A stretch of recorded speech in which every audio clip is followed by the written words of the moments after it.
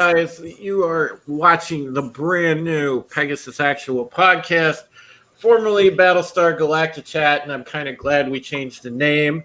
Interesting story on why we changed the name. I wrote an article a couple weeks back about Trisha Helfer, and I kind of found out that she has her own podcast called the Battlestar Galactica Cast. So yeah, that's just a little too close. So I decided to change the name, and this actually worked out because I'm a fan of the Pegasus, and that was my favorite ship in the show, and so yeah, it all came together well, and we came up with a good name, and here we go, and Steven's cycling through all the Galactica beauties tonight. Well, you mentioned one of my future ex-wives, so there we go.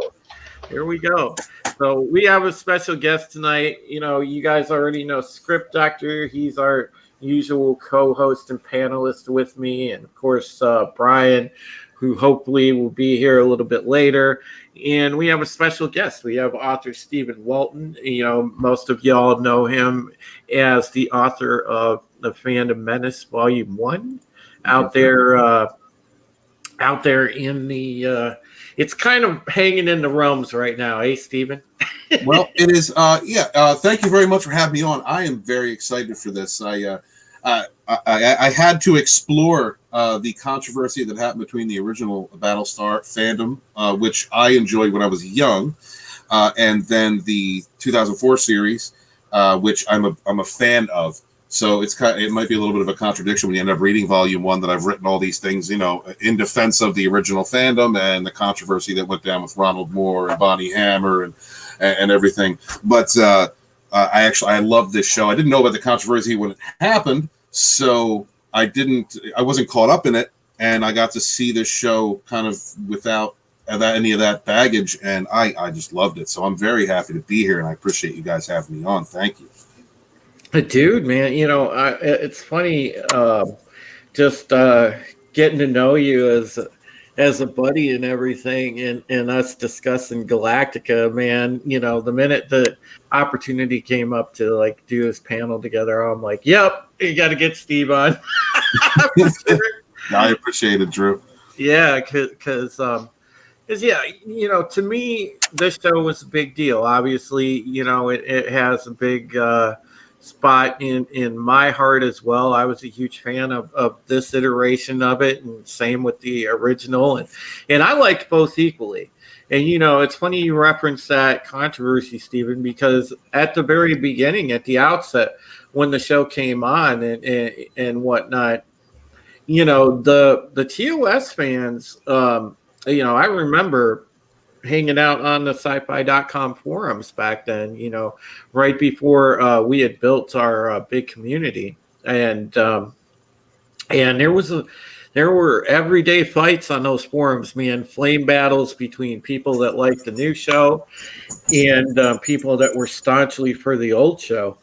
And it got rather nasty flame wars on that. Yeah, well, I mean, I had a chance to speak with Ichi Baka, who also is writing a book, Disney Star Wars is Dumb, on Indiegogo. If you guys don't know about it, please go check it out. Ichi is wonderful. He's been writing his blog post, Disney Star Wars is Dumb, for a while now. Big member in the community.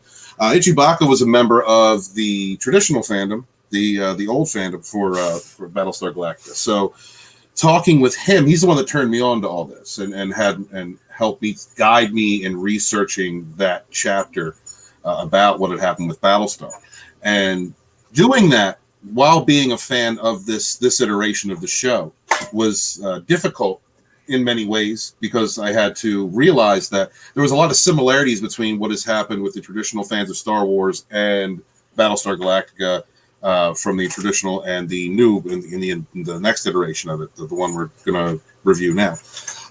And one of those is the production team using narratives to attack traditional fans.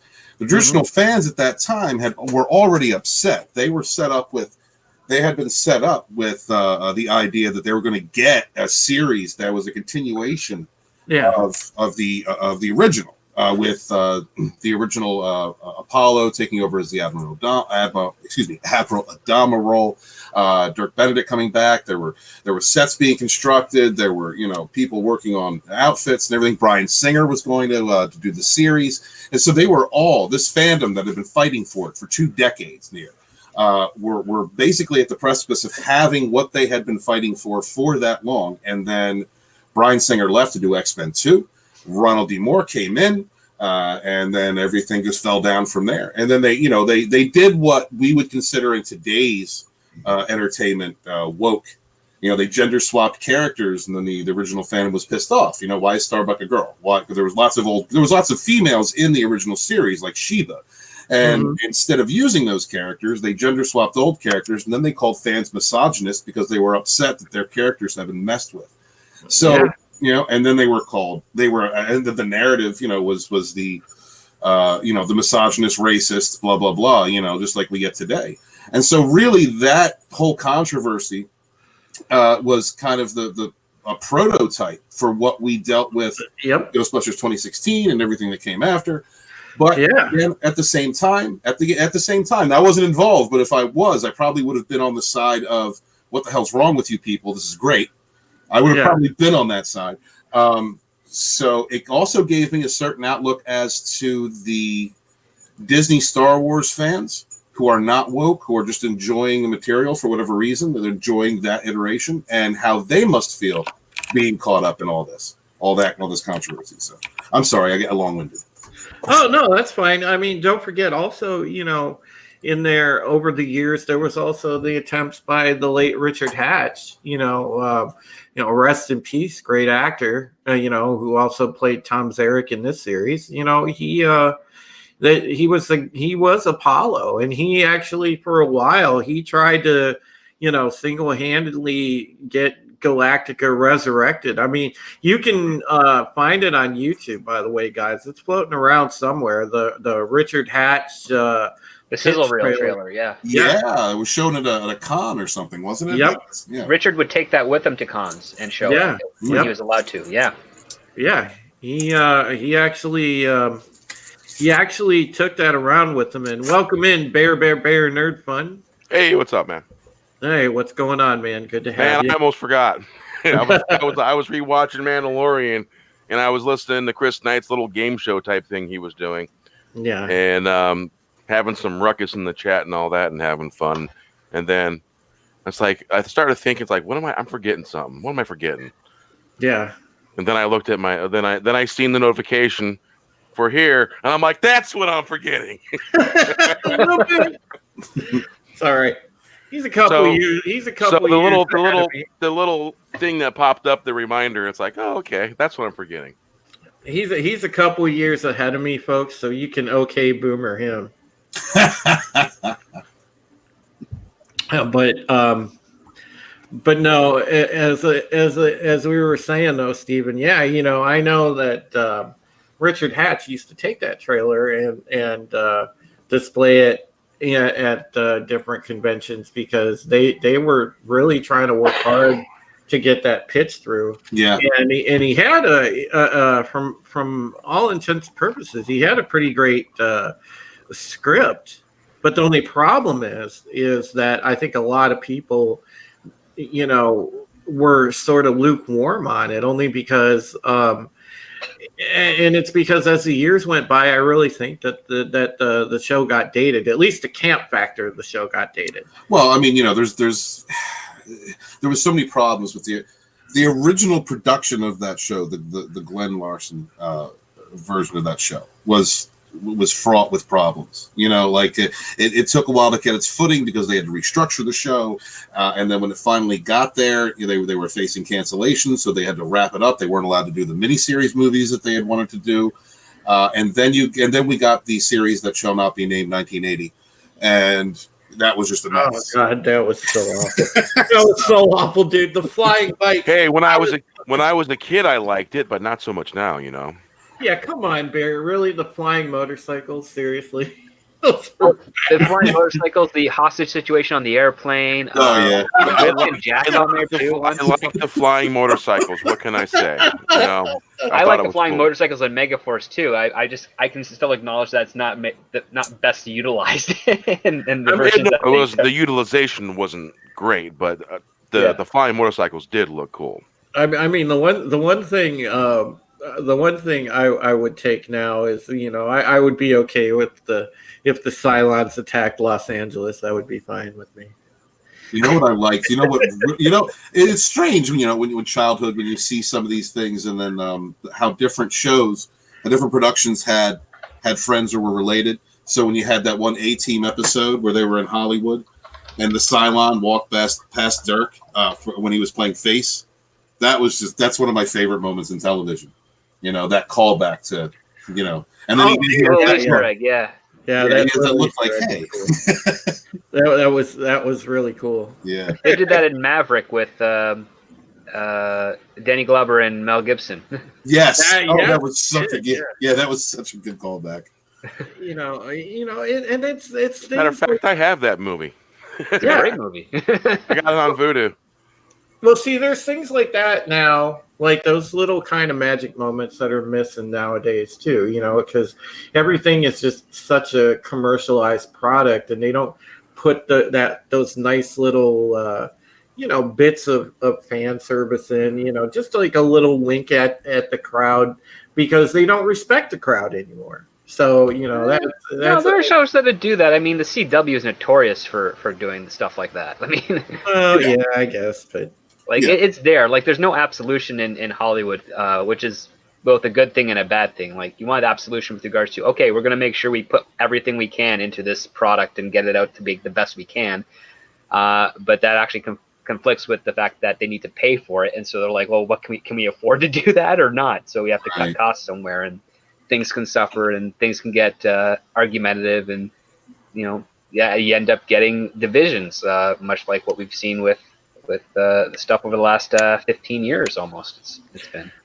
Yeah, but if you fast forward to right when this series debuted, as Steven and I were saying, you had the battle in the fandom that was going on, and then it sucked for the actors because it put the actors in the show under immense scrutiny, especially having to go in there. Katie Sackhoff, basically she had some experience, but she was a rookie. Trisha Helfer was a rookie. A lot of them. Grace Park wasn't a known actress yet. No, and it shows. I mean, so yeah, a lot of them were green, and they had their trial by fire, and boy, just from this episode on, it just right out of the gate, you knew that they kind of had something here. So we'll kind of get to the episode here in a second, guys. But what I wanted to do first, briefly, is you guys kind of remember the miniseries. So we'll go ahead and kind of give like a quick truncated rundown of the miniseries. So basically, at the beginning, it showed Caprica. It kind of gives you some background into Laura Roslin and the fact that she does have cancer and this and that. And then it sort of flashes over to you see the fact that Baltar works at the the defense ministry, and he has a nice cushy job as a scientist in there. Well, he develops this new software program, and he's all like going all over the different shows on TV talking about how it's so good and this and that, and he installs it, at the urging of his new girlfriend, only to find out that oops, she's a Cylon, and he installed the program with a bunch of flawed security backdoors for them to get in. So next thing the Colonial Fleet winds up the squadrons and this and that are, spinning out of control in space because they lost all power when the Cylons show up. And then, of course, they commence nuking Caprica and You're overglossing one particular scene. okay. It's the scene where what is it? The blonde's number 6, right? Mm-hmm. Yeah, 6. Well, there was one scene I had a real hard time with one particular scene. It's where she basically broke the baby's neck. Oh yeah. Oh, I had a problem with that. That Yeah. almost pretty took me out. I controversial. almost stopped right I mean, there. it was a that- very that- ugly baby, but it didn't deserve that. Yeah, No. that was a pretty controversial. That just scene. shows that complete disregard for human life in the character. In the race is very critical. Yeah. Yeah, it was unfortunately it was probably a necessary Cylon story plot. Mm-hmm. To show yeah. how much the Cylons really hated humanity. And I almost stopped. But I continued on to see what was going to happen next. Yeah, But it's funny because I got a problem with in TV shows and movies. I got a real problem with children being harmed. Yeah. That's the biggest thing, man. I hate that. But that hook kept you remembered that. Oh yeah. Yeah. And so it did what the art was meant to do. It was impactful to you. It created a response and then hooked you in. I know when I saw that scene, man, I was like shocked. I'm like, what? Yeah, me too. Did they really just show that on TV? Yeah. I was like, damn. But Bear, man, that was a good call, dude. Yeah, Mhm. that was a good one too. But the major thing is they knew Caprica, and then they're trying to get people off the planet and whatnot, and we wind up with the civilian fleet tailing the Galactica and things like that, and you see that Boltar gets away. He gets away. Eventually winds up on Colonial One, but initially he's on the Raptor. Hilo stays behind to give him his seat on the Raptor to get him out of there. And basically, it goes on to where once they get into space, the Galactica leads the civilian fleet. They go to they make a long jump, go to Ragnar Anchorage. They fill up, resupply, and then while they're there, they find out that the Cylons look like humans because Adama has a run-in with the Cylon agent Leoben, and then they leave him. He fights him, and then after Adama gets the word out, they leave the other guy, Doral, that they find out is another agent. They leave him. Hey, let me interrupt you real quick. Sure. There's a little something that Adama always knew. What's that? Now, you remember after the series when all the release to Blu-ray movies they came out with Yes. in the same series? Well, they explained that when Adama was young, he ran into the very first hybrid that talked to him. Yes. He didn't see him. He seen all the experiments going on in that particular scene. And which one was that? oh man, let me pull my voodoo up. That's in Razor. That's in That's in Razor. Razor. Razor. Yeah. Yes, Okay. that's Razor. Yeah. And, Like he has a relationship with the Cylon. Yeah. yeah, and so it's like he suspected that the Cylons were becoming humanoid-like because he's seen all the experiments being done to humans. Wow. And basically the Cylons were trying to replicate basically DNA and molecules on a machine biological level. Yeah. And they were able to.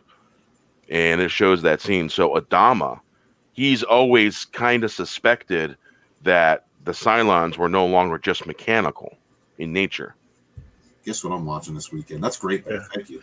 Yeah. The thing with that too, Bear, is the fact that hail CJ, by the way, What's up, CJ? hail Apollo, Patriot, and Mel and everybody in the chat. We gotta send CJ a link. What do you I think? don't know. I don't know if CJ knows BSG too well. I don't know if He that's the might. thing. But Let me send him a DM and ask him. yeah, knows. but no. To continue on, essentially, they refuel and rearm at Ragnar, and then they go ahead and the Galactica obviously, buys time for the civilian fleet to jump away. It was also supposed to be decommissioned, wasn't it? Didn't they mention that? Yeah, the Galactica was originally supposed to be decommissioned, and then it wound up in a wartime situation just by the sheer timing of everything happening. And so obviously it got pressed into service because technically it's still in service. Right. So so that was that. But the thing is with the civilian fleet jumping away, they were safe, and then at the end we get the big reveal that there's indeed another kind of humanoid Cylon, and that is Sharon Valeri. So we see the fact that there is a Cylon actually in the colonial ranks. So and then that was pretty much where the miniseries went off, and it's important to know about the mini only because you guys. The key fact is like with Laura Roslin having cancer and also Sharon Valeri being the sleeper agent and so on and so forth, and the other Cylon models. That was the biggest thing that you needed to know, and obviously what happened with Caprica, because in the beginning, I know in the first season or two, it jumps around Cylon occupied Caprica quite a bit because they're showing that Hilo story from being stranded. So, all right. So there's our. So basically, it's very helpful to watch the miniseries because if you don't watch the miniseries, you miss a whole bunch of information. But you can jump off. I watched today, actually, when I watched 33, I watched it with someone that had never seen the series before. And you can pick up from 33. Yeah. You can just pick up from 33 and understand what's going on. Well, yeah, they've always had those explanation intros that kind of explain things a little bit. Mm-hmm. Yeah, it does have a recap at the beginning. So if you guys do start watching the show, if you haven't seen it yet, or if you just want to revisit the series, if you want to watch from the beginning, the miniseries is good. It does fill in a lot of information, like Bear said, but you can start off from 33, just as Steven said, and you'll be A-okay because there is a recap at the beginning. But anyhow, yeah. With that said, we'll get into the episode 33 now, and I like this particular episode because this episode is kind of a knock you on your ass sort of like it has a moral choice in it. There's a lot of action, and oh boy, is it just like from the beginning quite interesting. So it hits you right from the get, like it's nonstop. The whole and the pauses that are in it are well placed. The production team did a great job because absolutely it made you feel hurried, and the pressure that was placed on. First off, one of my favorite characters from the original series, John Colicos, who played Baltar, was like, he was like the typical bad guy. Great actor, great part and everything. But James Callis version of Gaius Baltar is probably one of my favorites because that character's dynamic. It changes over time. Like, and he starts off from that he's guilty. He is guilty of the death of billions of people. Oh yeah. And then he's also, having these delusions, and you never really, the first episode pretty much sets up that he is having He's either completely delusional, or he's actually having communication with some kind of an angelic being, the angel that is in the form of 6, and so that leaves you confused and wondering what's going on just with that character alone. But the constant motion of having to they tell you from the gate, these people have been up for 5 days, every 33 minutes jumping, because the Cylons are right behind them, somehow tracking them. And so every pause is impactful in every character shot, in every scene, because it shows you just how tired, run down, stressed, out of their mind these people are, on drugs, on stems, completely just wired and tired, no sleep, and the dedicate. I mean, they have no choice. If you fall asleep, you're gonna die. People are gonna die. You've got to stay sharp, awake for 5 days on stems. Just so much pressure put into that episode. Well done, from the top down, in my opinion. Yeah, it opens up with like a really dire problem, which is that somehow the Cylons keep showing up 33 minutes apart. No matter where they jump to, 33. So it's basically the Cylons are just running them dry, and it doesn't. We get right into the middle of it too. It's like it's not at the start where then now they're trying to figure out what's going on. It's basically they've been doing this for like 233 times when the episode starts. Because at the beginning, that's an interesting detail you bring up, SD, because, it's funny. They're on, jump 236 when we go right into the episode, which is crazy. Mm-hmm. Yeah. And it also ties it, if you, just on a side note, this first episode also ties into the final few episodes in the final season. Yep. Because of all the stress that the ship has been under, because of all the jumps that it's had to make, so just side note. Yeah, there's such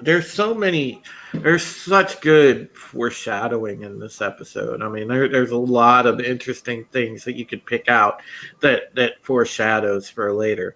But go ahead, Stephen. Are you pretty much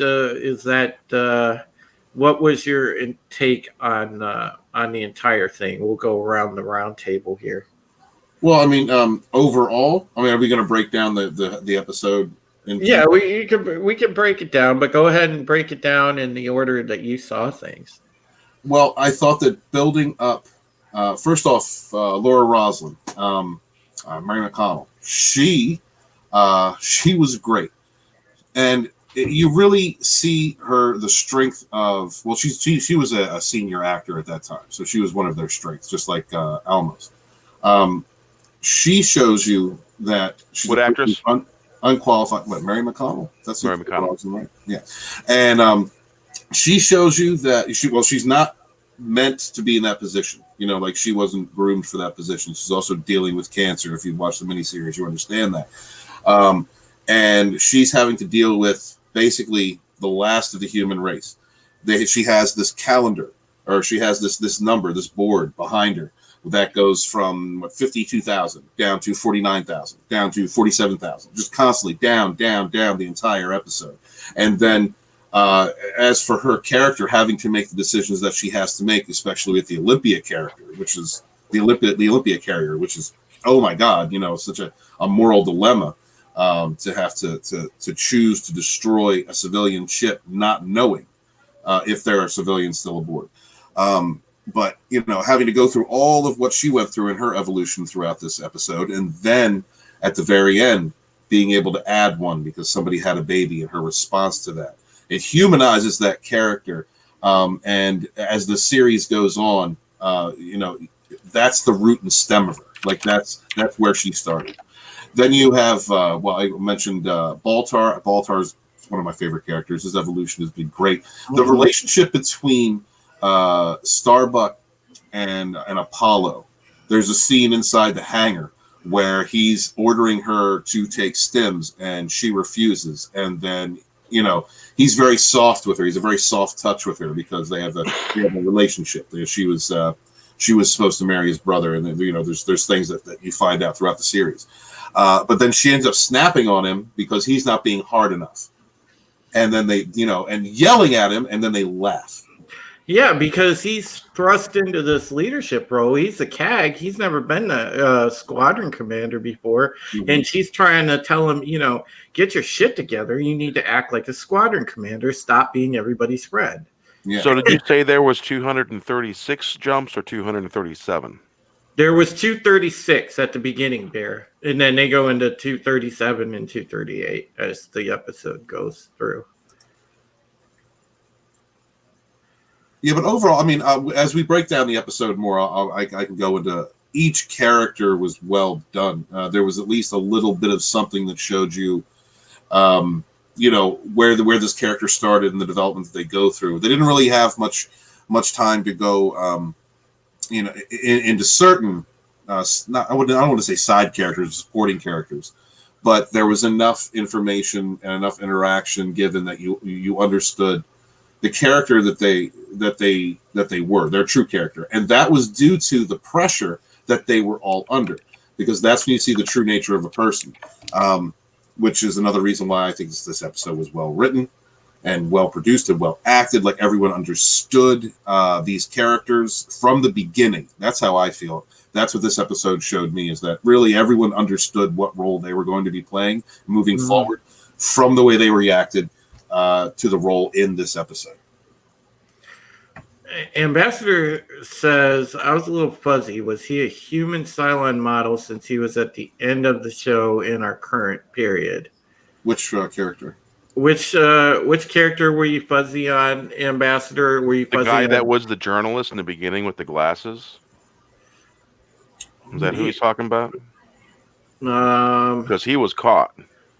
That was Aaron Doro. He was like the tour guide / Because there was he was the reddish brown hair guy, and then there was a guy with blue eyes and blonde hair that had a thing for Kara. There was Leoben, and that was the one that had the another great character. Yeah, Leoben was awesome. But yeah, there was all those different ones. I know Doro. He was I believe they were the fives, and he was the one that was like the tour guide / reporter. He might be asking about Doro. I don't know. But while we're waiting for the clarification on that, Bear, what was your overall take in of this episode? Well, overall, it's on the edge of your seat kind of episode. There's nonstop stuff going on. I mean, don't freaking blink in this episode because you might miss something, because literally every second is packed with something. And of course, basically Edward James Olmos on the shooting for this one, he stayed awake the whole time they were shooting. They pretty much shot this all at once. Really? Yeah. Wow, yeah. Nice. Oh yeah, and Edward James Olmos is one of my favorite actors. I really liked him in Miami Vice. He was awesome in Miami Vice. Yeah, he nails his stuff. Anything that he does. If there could have been a successor to Lorne Green, that was it. Yeah. Yeah, he played in a movie long time ago. He played a guy wearing a zoot suit. I can't remember the freaking name of the movie. Oh, I know in that Selena movie, he played Selena's dad. And then there was also that movie about the teacher, Stand and Deliver. He played in that. That's a good movie. Such a good movie. Yes, that's a really good movie. God. So he nails all his roles, though. I mean, Edward James Olmos is a professional through and through. So, all right, Script Doctor, what was your take on the thing overall? Well, overall, I really liked just the premise of the episode. Like they're knee deep into a problem. They got to solve it. They have no idea how to solve it.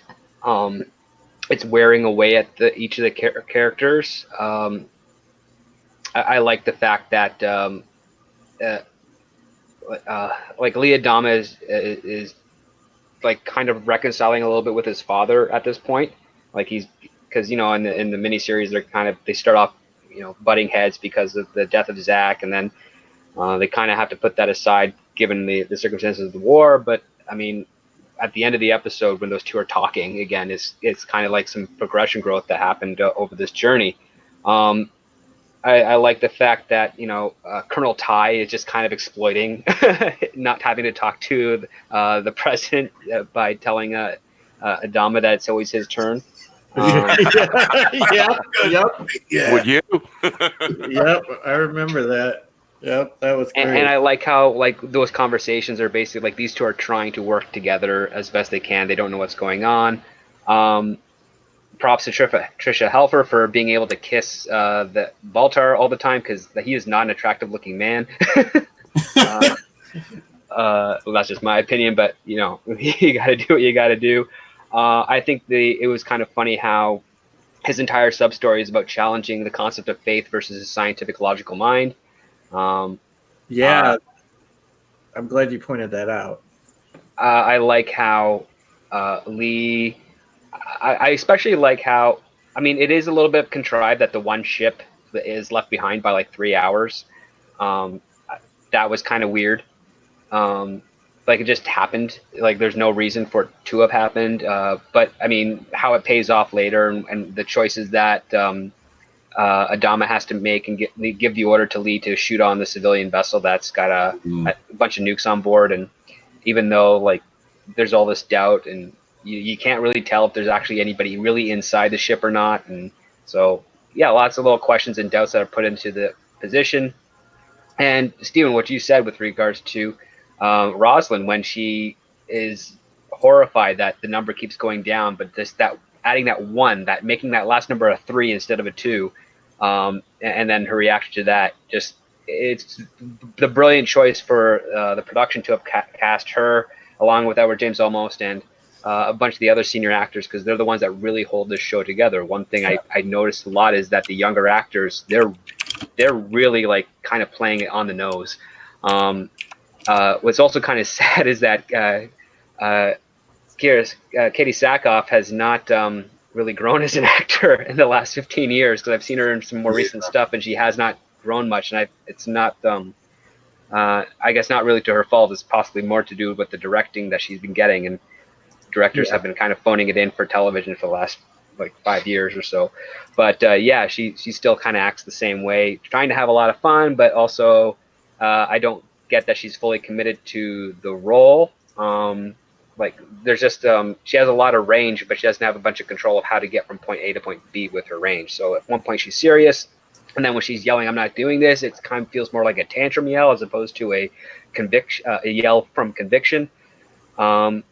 But like overall, it's like one hell of a great start to the story, and then it builds up so much tension that by the time that by the moment the time actually elapses, where it's like it's past the 33 minutes, it's past the ticking clock that we've had going like twice so far at this point. They're like, oh my god, we might have a room for rest, but we can't rest. We now have to be on more alert. And then when the civilian ship shows up, and once they blow it up and they realize, okay, they're not coming after us again, we can finally like relax for a moment. But it's going to be short-lived because something's going to happen next. It's really like hooks you in with the stakes and with the consequences and the choices that these people are going to have to make, and that they're not going to be the right choices every time. It's just going to be the best choice given the information and the situation that we have, and that's the running theme of this whole series. Is like we don't make the smart decisions. We make like a knee-jerk reaction that we think is going to get us to the next point, so then we can grieve about it later or try and figure out not to repeat that later. It's all about the later now, because they have no time for the past and not much time for the present. And, what a way to start the series. That's all I can say. Yeah, I thought they when they sort of it's funny, you and I talked about Script Doctor before, like different things that are used in television, and man, they literally used a ticking clock for such good effect. Yes. They also had a gaff in the ticking clock. Where at, Bear? Let me look.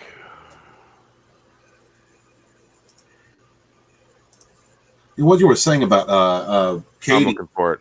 The clock counts down the next silent attack, and it reads 10 seconds. Then we see Adama and Ty looking off screen at the clock as we hear 10 seconds tick off, followed by a shot of the clock reading 7 seconds. So it's a small gaffe, but it's one of those things that got noticed.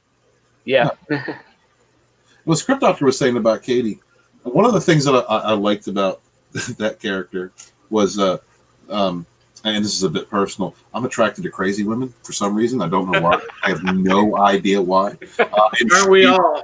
She reminds me of my son's mother in the way that she could be one of the most fun people to hang out with, but completely unreliable on an emotional level. Yeah. So that was an attachment that I had with that character, and an understanding that I love Katie Sackhoff, but she's definitely not one of my future ex-wives. I have spoken. I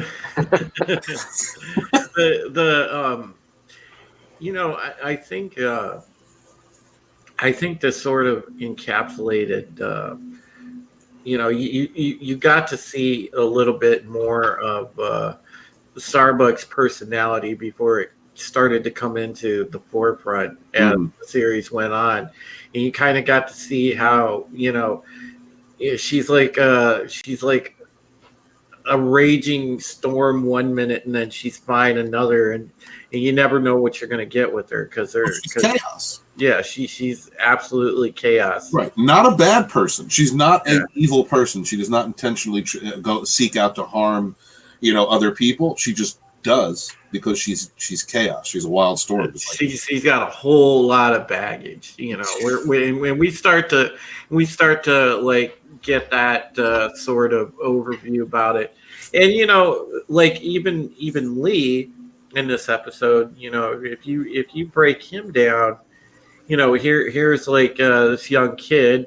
He's the old man's son. He's thrust into a leadership position he doesn't know what to do with, and he's just kind of going by the seat of his pants, and he doesn't know protocol and how to handle it. I mean, he has his officer training, sure, but he's not good at being a leader because he's never had to lead a group of pilots before or anything like that, and so yeah, it's he's still kind of got the deer in the headlights type of deal. Right.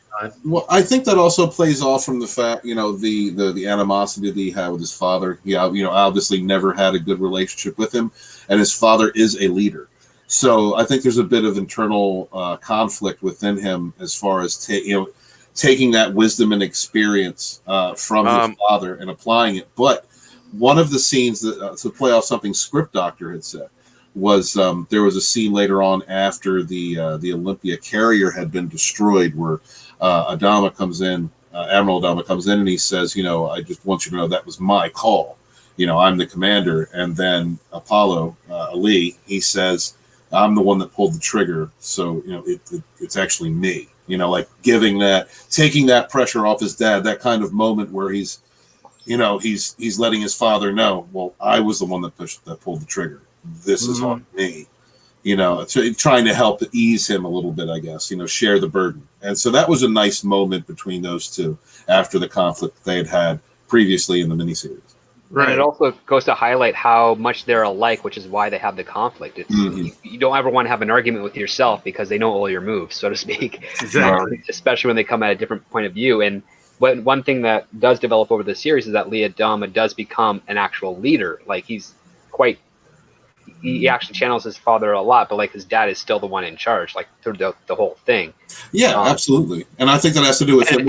It was Zach that wasn't the one that was. Zach was like, I guess, more of like the mother's son or something like that, and wanted the type of attention and the skill set and the abilities that Lee and his father had, but just could not make it, and that's what caused their divide. Is the fact that either his father believed in both of his kids, but maybe was a little blind to the reality of the capabilities of one of them, and as a result, it ended up being an accident that caused his one son to die, and that's what drove the wedge between them.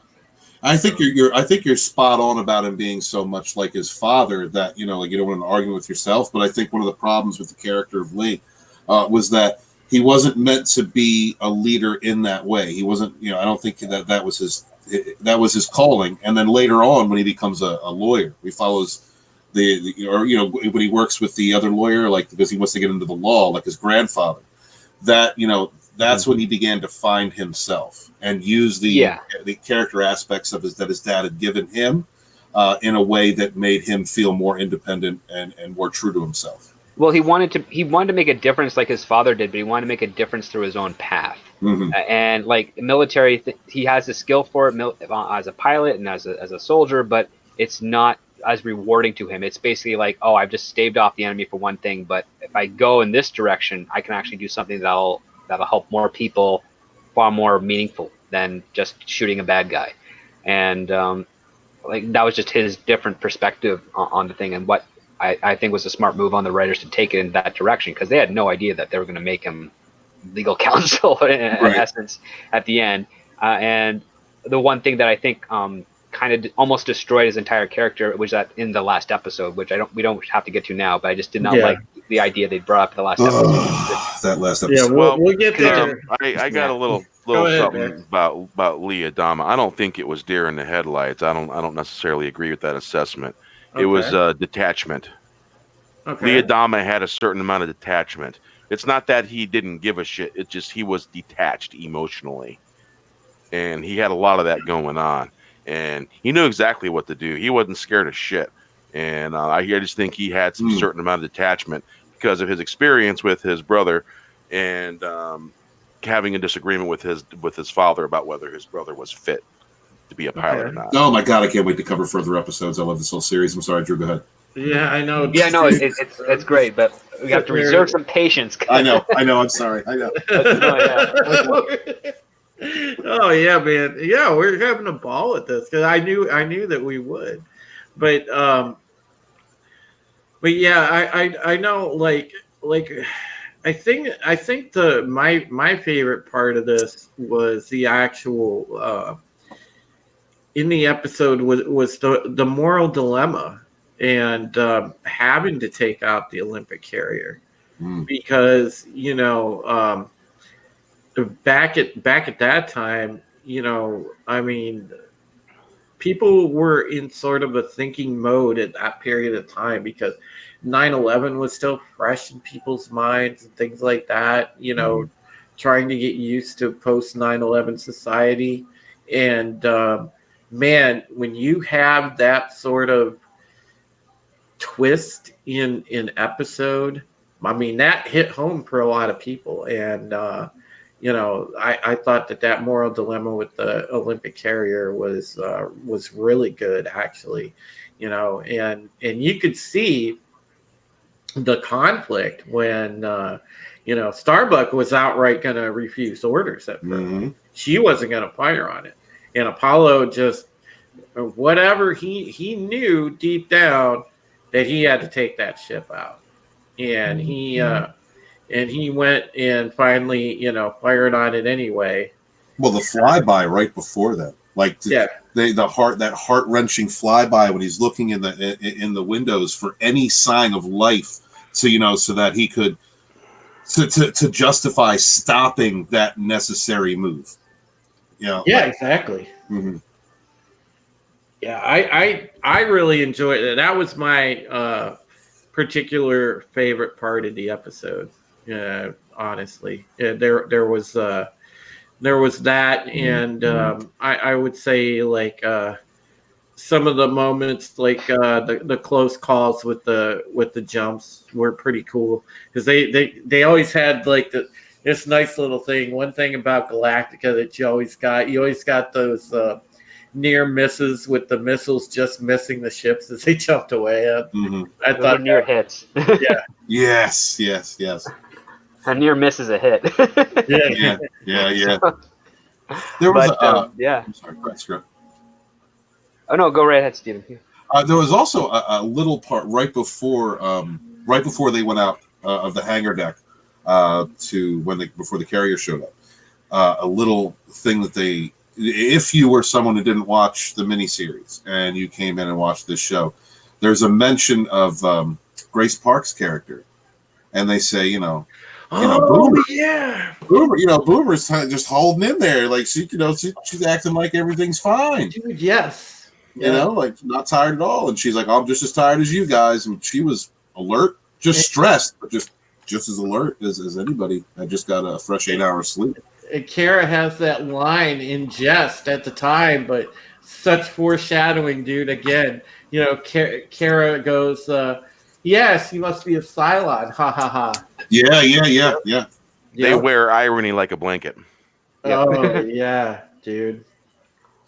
And the paranoia that comes from that type of show, like wondering who are the 12 that are somehow scattered throughout this series. It plays in the 9/11. No, it doesn't just play in 9/11, but also like the Red Scare of communism in the 40s and 50s. That's true. So like you want to have that paranoia, you want to have that invasion of the body snatcher type of thing, which in my opinion was a huge missed opportunity when George Lucas started to explore the Clone Wars for his Star Wars saga. It was just clones versus robots, and I'm like, no, clones, like they look exactly like other people. You got to play with that. Right. But sadly we got something else. But back on track with Galactica, yeah, Boomer being the only one that's like super alert in comparison to everyone else.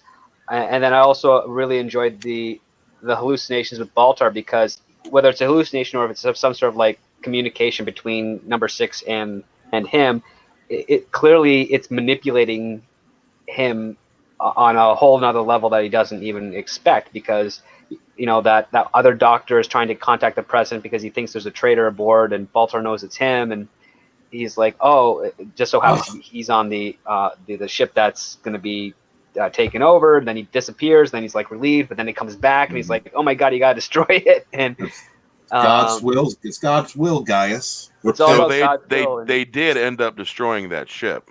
It worked out for Baltar, but it was totally a manipulation, because he's like, I have to repent my lack of faith and succumb in order for me to save my own life. So at least that's how it's paced within the show, and it ends up being exactly that.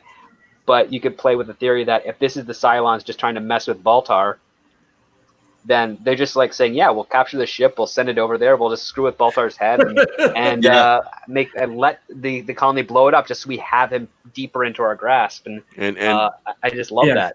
Don't forget, there was an angel speaking to Baltar. There was an angel speaking to the Cylons. Yeah. Well, yeah, but I mean, what Script Doctor's going with, which is great. Another great kind of plot inference that you have is that is that 6 that's speaking to him. Well, first off, is Baltar a Cylon? You have that question, and then you have the question of is there some kind of communication with Baltar that we don't know from a 6 that is influencing him as some form of to be some form of infiltrator. Well, yeah, because in the miniseries, like, there's that love scene they have when her spine glows red, right? And you're like, well, that could maybe be some sort of chemical or nanotechnology implant into his body, because there is a means for it to get there. And so that could just be what's in there. Like, we never get told that definitively, but I mean, that's when all the hallucinations and things start to happen, is right after that scene for Baltar, if you watch the miniseries. So yeah, that's true. Good call. Yeah, but it was also wasn't it also that 6 that was having communications with the Baltar Angel? That was Caprica 6. That was Caprica 6, right? Yeah. Yes. So that was the same. Caprica 6 was the one, like she actually she got wrecked in the actual explosion. Because in a later episode, you'll see, where she downloads just after that moment of shielding him from the explosion on Caprica in the miniseries. So, yes, that's right. So you'll find that out later on, but yeah, that was Caprica 6 was the big 6. But at this point in the show, we still didn't know. We didn't know if the one in his head was a projection. We didn't know, what exactly was going on. Mm-hmm. And that's what made this kind of cool was because there was this weird intrigue as to what was what.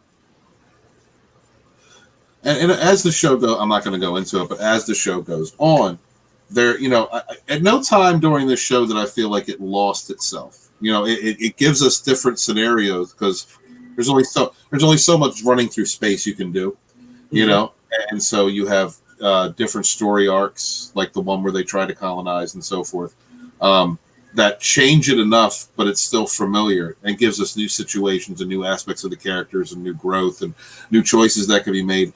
That I can't wait to cover later, and I'm going to shut up now.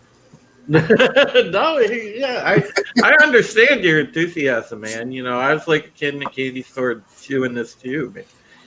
I just looking back at the first episode of a series that I've watched through a few times and that I've loved. Just brings back it's such a good series because it's so well done. It brings back memories of different characters and where they go from, and their evolution, and you care about some of these characters and some of them die eventually and so or change fundamentally. So you go back to look at it in the first episode and you're like, wow, right, that's where it started. That's how they were. See, now, Just Another Nerd says, haven't watched the original in years. The remake was unwatchable after season 2. Mm-hmm. And Just Another Nerd, I want to ask you, in your opinion, go ahead and let us know in the chat, why did you find it unwatchable after season 2? And, just go ahead and let us know. Because I like to ask fans when they sort of, say that, well, right, I didn't really like this version of the series or whatever. I like to engage those fans and see, what they had an issue with and kind of compare notes because, I'm pretty open-minded about it. I mean, I myself really enjoyed it, but, I know not everybody did. So I like to pick people's brains and see why. So let us know. Please. Yeah, I was... Go ahead, Mike. I was just going over the scene where the ship wasn't responding or stopping, but yet they were communicating in the beginning. Yep. Yeah, they were. There was and like a Trojan horse thing, yeah. Right. And because Cylons can copy voices. Yeah. And so I was just going with it when I was muted. I was listening to it, and man, ship the fighters and the ships out there that were intercepting it, they had to move out of the freaking way, man, because it wasn't slowing. No, yeah, the Vipers and the Raptor. And another thing, remember the device up in the center? The white thing? In the con, in the con, yeah. right above, in the very center. I haven't noticed whether or not they found that device or not. That was... I believe that is... I want to say that is... that's the water episode, right? Are they trying to find water? Oh, yeah. I think that's what it is. Again, I haven't... This is the first time I watched this series. If I remember correctly... 3 years? 2-3 years? Because there's that white device in the CIC. Right, yeah. And the con. The C stands for the con. And basically, they don't know that device basically is the reason why they're basically being tracked. Yeah. And that's why they're like jumping every 33 minutes, and it's like, now I'm at the end here, and it's basically, it doesn't really address that. How does that get addressed? It doesn't. It does actually get addressed. I know it gets addressed in a later episode this season, in season 1. So, but the biggest scene I think in this is where number 6 kisses one of the main characters. What is his name? Let's see. Hilo. Yeah. Oh yeah, he's played in a lot of different stuff, and I really like that guy. Tom O'Penny. Oh, Sam Witwer's in this too as Boomer's new number 2. That's Crashdown. He plays Lieutenant Crashdown, and he comes into play in one episode in a big way, and that is in season 2. Once we get there, there's a good the tail end of this episode 1, that they kiss, and then him shooting her sets I up thought it for was the Boomer next that episode. shot Well, no, her. this is at the time. Well, actually, you're right. It was Boomer, because it looked like Yeah. it looked like he pulled his gun out and shot, and then it showed her with the gun out and behind. Because I've been going over stuff while you guys were talking. And he's suffering from radiation poisoning, and she's not. Yeah. So Yeah, so this was at the time. If you catch that scene with Hilo, at the time we did not know, but that was his future wife. If you go further down the line in the season, because Silent wife. that was the Sharon model. That was what would be call sign Athena. Would be that version of Sharon, which was Sharon Agathon, after she took his name after they got married. So there you go. But yeah, that is basically the good Sharon. And then, in the meantime, we've got sleeper agent Sharon, which is Boomer. Yep. That is the, bad Sharon. Well, but I'm not okay. I'm not going to talk about it because that's in the future. I know. We don't want to get too many spoilers out there, but yeah.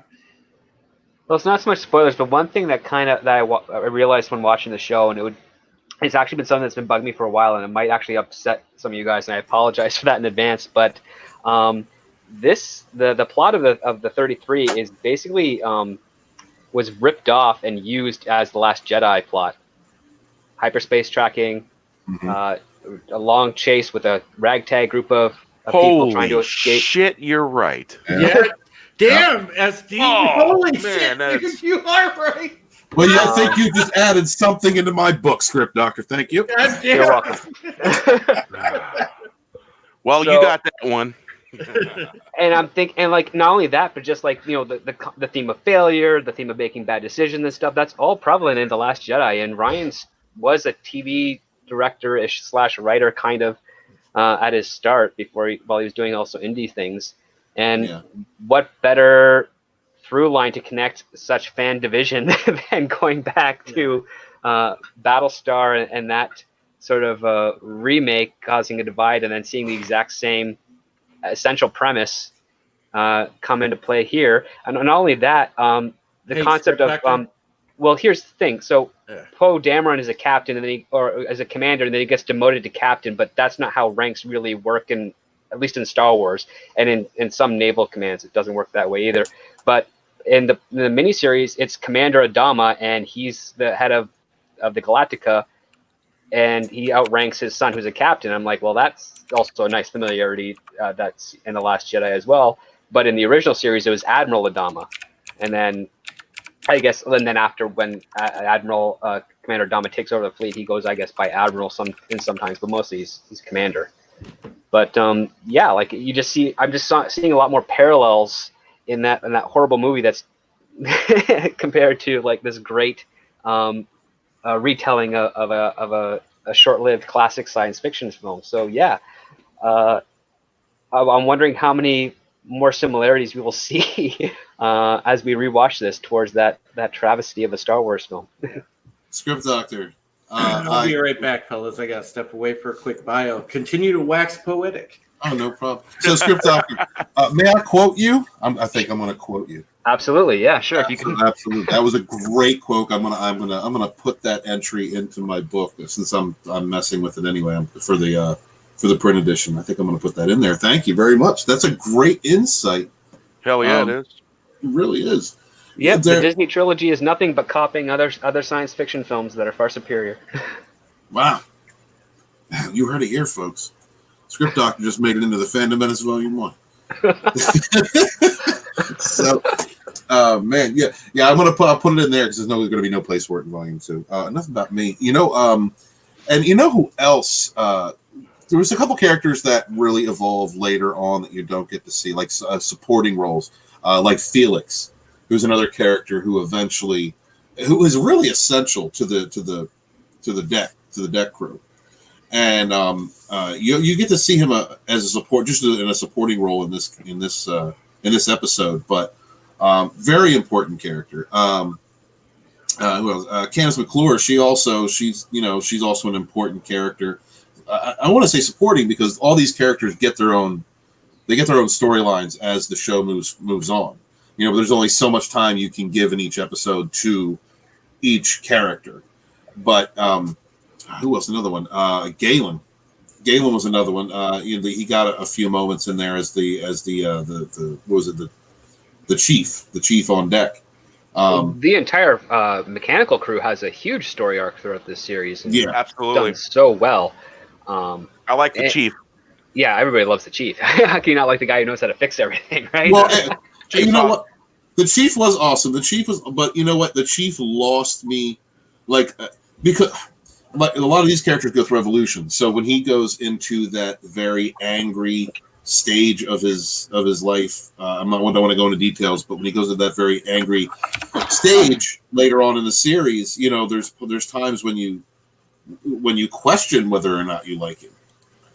But which is great. I mean, and that's just that's writing great drama, is making it realistic. It's also taking a risk too, because the last thing you want to do is turn off your audience, but you gotta be able to do it so carefully where it's okay, if we go this far, are we going to be committing to a point of no return, or are we going to be able to bring him back changed and better for it at the end? And that takes a lot of time to figure out beforehand. So they were thinking about this at least before they were breaking that season. Oh, absolutely. Which is just props to them, because you don't usually get that level of commitment from a writing staff, because they have no idea that they're going to make it that long. So they took a really big swing there, and it paid off. Well, and another character, Saul Ty. From the jump, you knew what Saul was about, and he was the XO. That line that he says, "If the crew doesn't hate the XO, he's not doing his job." Yep, dude, this is a great comment that Will Gentry put. Commander part of the time, Admiral part of the time. So you're saying he's a Comadmiral? Oh, that's a good one, Will. Or an Admirander.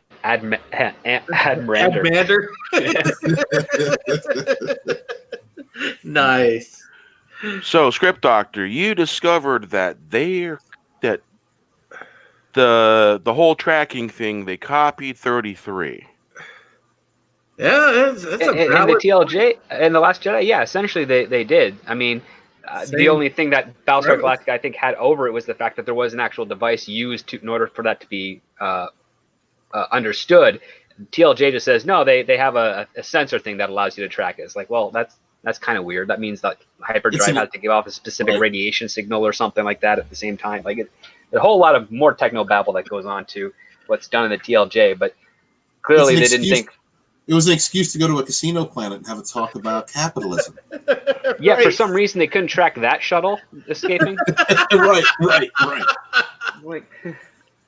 I mean, I'm have no problem saying, hey, let's go to a casino planet in Star Wars. That seems like a cool idea, but just the logic leaps to get there and have them be able to do it so covertly right in front of that massive fleet. It's no, I'm sorry, you can't ignore your own rules. You can always change rules during the writing process, but the thing is you have to, and you can change them during the rewriting process, but you have to be consistent with them throughout the entire script. So if you realize, a rule I set up actually conflicts with this plot point, this character arc, or whatever, you have to change the rule. And then when you revise, you have to go back and reestablish that rule so it works. It works in conjunction with the rest of the story, so you're not breaking your own rules. But Rian Johnson, being the first draft writer that he is, just didn't care, and he just broke every rule he set up for himself. And it's just, and then every rule that was set up prior in the intellectual property too. So it's so many things. So basically, you could basically say that The Mandalorian was better than Star Wars movies. It is, but only in that comparison. If you say The Mandalorian is better than the original trilogy, I would disagree. No, that's not what I'm saying. No, I know you're. I'm talking about new Star Wars, new Star Wars, as in Disney Star Wars. Right. The bar is very low there. Yeah. The bar is very low. The Mandalorian is enjoyable, but I still think it has a long way to go, and I'm not part of the knee-jerk crowd that wants Filoni or Favreau to take over. There is Lucasfilm. Right. Because that's reckless. There is a plot point that they didn't go anywhere with. They left it hanging. There's a in the number of them. in the Yeah. Mandalorian. Oh, there was one big one, and I made a discovery Okay. because what was it, episode 5 that has the Spurs, the guy walking up. Yeah. Oh, that's Boba Fett. Yeah, it might be Boba Fett. We don't know yet because they Oh, I haven't made a really. video that I know they you use the did. same I made audio one. cue, yeah. I made one 2 hours after the episode. Yeah. Yeah. My video was up 2 hours after, 2 hours 20 minutes, give or take. I Oh, made a that's comparison. good turnaround time. Yes, it is. I'm fucking fast, man. That's great. And so it was 2 hours 20 minutes up after that. I got a clip of the Empire Strikes Back where Boba Fett's walking, and I got a clip where that mysterious person walks up with spurs jingling, and he's got some. You can see he's got something that wraps around right above his ankles. It looks like ammunition, maybe, because it was kind of dim, but the noise was exactly the same. Yeah, Okay. that audio cue is straight out of the special edition. People were Wow. speculating that it was Moff Gideon. Why? But you see, Yeah. when Moff Gideon walked up, he didn't have in episode 8, he didn't have no spurs clanking every time he walked. No. So I speculated that basically in my video that they're going to introduce Boba Fett. And my other speculation was they're either that or they're teasing us. Mm-hmm. And they've been doing a lot of the teasing. Yeah. Well, yeah. I agree with Script Doctor because the thing with the Mandalorian, it's like what Steven said too. It's just such a low bar that It's definitely got some ways to go. The best hope we have is that the second season will be better. Like that's the best hope, and we're hoping for it to be better. Right. I do hope they realize that breaking 40 minutes for their actual story is beneficial to the characters and to the entertainment, as opposed to compacting it down into these like 22 to 28 minute segments over 8 episodes. It just doesn't feel like you're getting your bang for your buck out of your production and out of the customer cost itself. Right. I believe, and there's a lot of other YouTubers that believe that this was the Boba Fett movie that they broke down into episodes. I believe that too, because I know that Favreau wrote 3 episodes of his own to pitch The Mandalorian, and I strongly suspect that Disney was like, "Hey, listen, we got this Boba Fett script. It's doing this thing. Why don't you repurpose that with your other 3 episodes, and we'll make a season out of it. And if that does really well, we'll do the rest of what you think the show should go." And I think that's what Jon Favreau agreed, because there's so much weird side quest filler episodes that they do a poor job developing the character. Because would you agree that the shorter episodes were the filler and the longer ones were probably the main course? Yes. Yeah. Absolutely. I mean, there's in episodes, chapters 7 and 8, there was a lot going on in there that it needed more time to develop, but like it was packed. There's a lot of information going out there. There's a lot of good character development. There's a lot of emotional parts that were kind of rushed. I mean, the entire Mandalorian to IG-11 subplot in episodes 7 and 8 needed at least another episode in between that to sort of justify the attraction and the sadness of IG-11's self-destruct.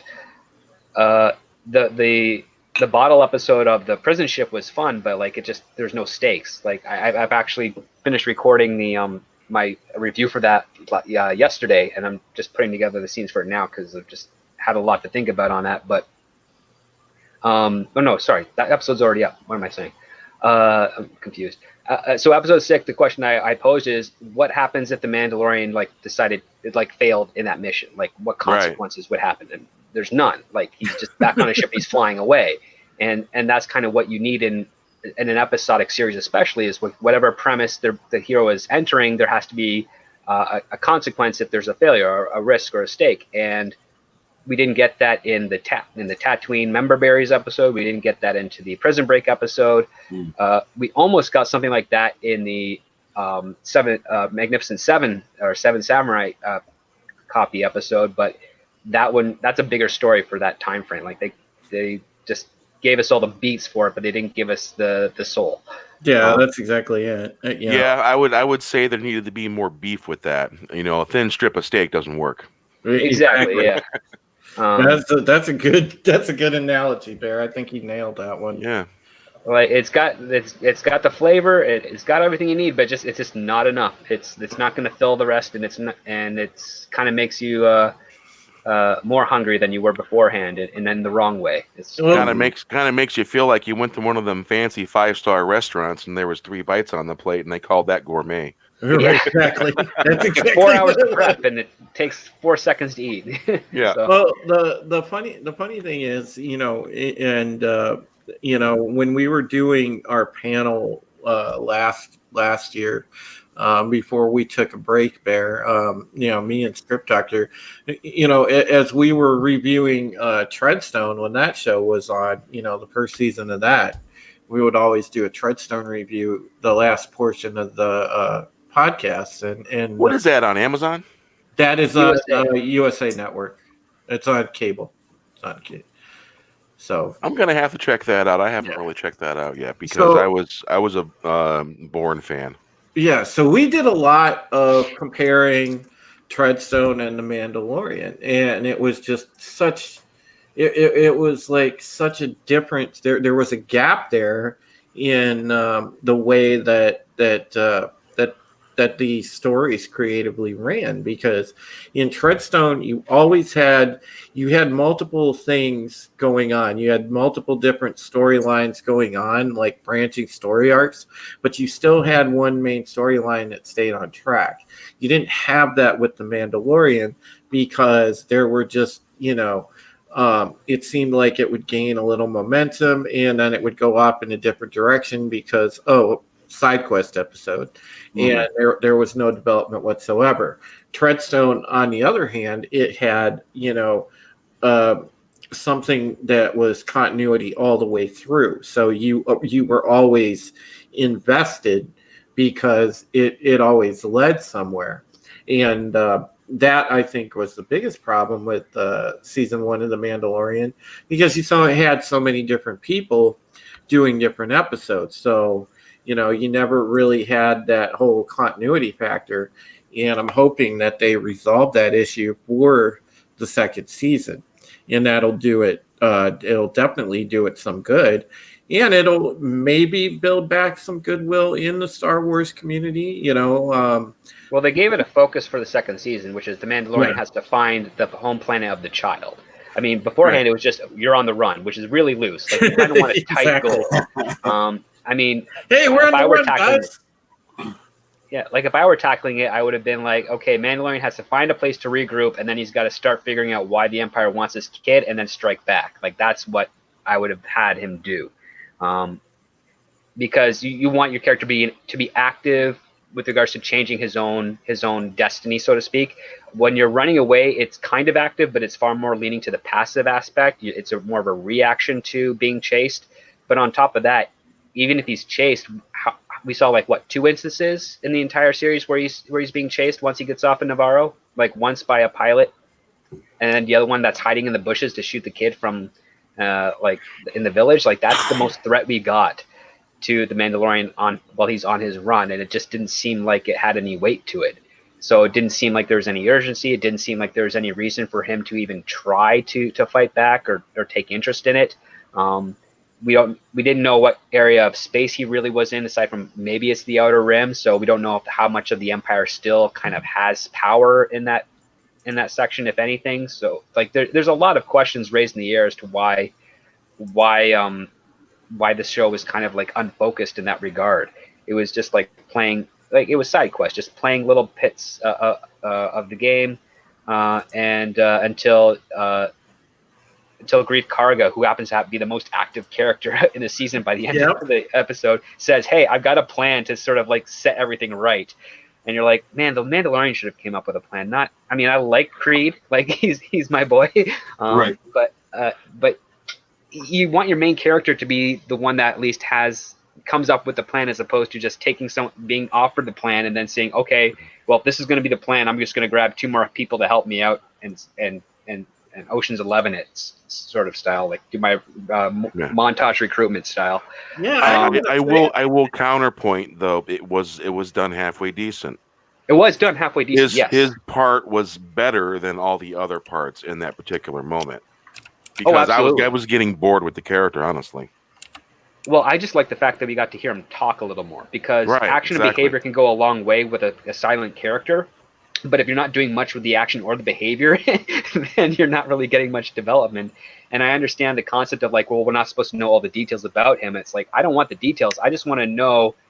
I don't want to be able to predict what decisions he'll make. I just want to know where his compass is and his focus is. Let there be the mystery there, but I want to know, like, when push comes to shove, he's going to make a choice, and I'm going to understand that choice, even if it's a choice I won't expect. I want to be able to understand it, and that's what you get when you, especially when you look at the spaghetti westerns with Clint Eastwood. Like, you understand why he's kind of at arm's length at the beginning of A Fistful of Dollars. Like, he's just slowly creeping his way and just figuring out what's going on, orienting himself out between the two families and this a woman that's caught in between with her son and her husband, and figuring out what he wants to do, that how he can benefit personally, while also, you know, giving, I guess, good karma and a hope to this family that's in a situation that he recognizes. So, I mean, I'm just sitting here like blown away that like you know that you grabbed that correlation between 33 and TLJ, dude. That's awesome. well, I mean, it's also like this. 33 is also kind of a just a more intense version of what was happening in the 79 series. So, like, because they were being chased, but like they just made it far more intense, and obviously it's much more fresh in the minds of the populace than the one from 40 years ago. So yeah, when I watched that, I'm like, oh man, seems so familiar, because after I saw The Last Jedi for the first and only time, and I saw it on DVD, I never went to theaters to see it. I was like, man, there's something familiar about this movie that's, I mean, I've seen this done better and somewhere, and I can't put my finger on it. And then, yeah, just yesterday I'm watching 33. I'm like, oh my God, it's fucking Battlestar. He ripped off Battlestar.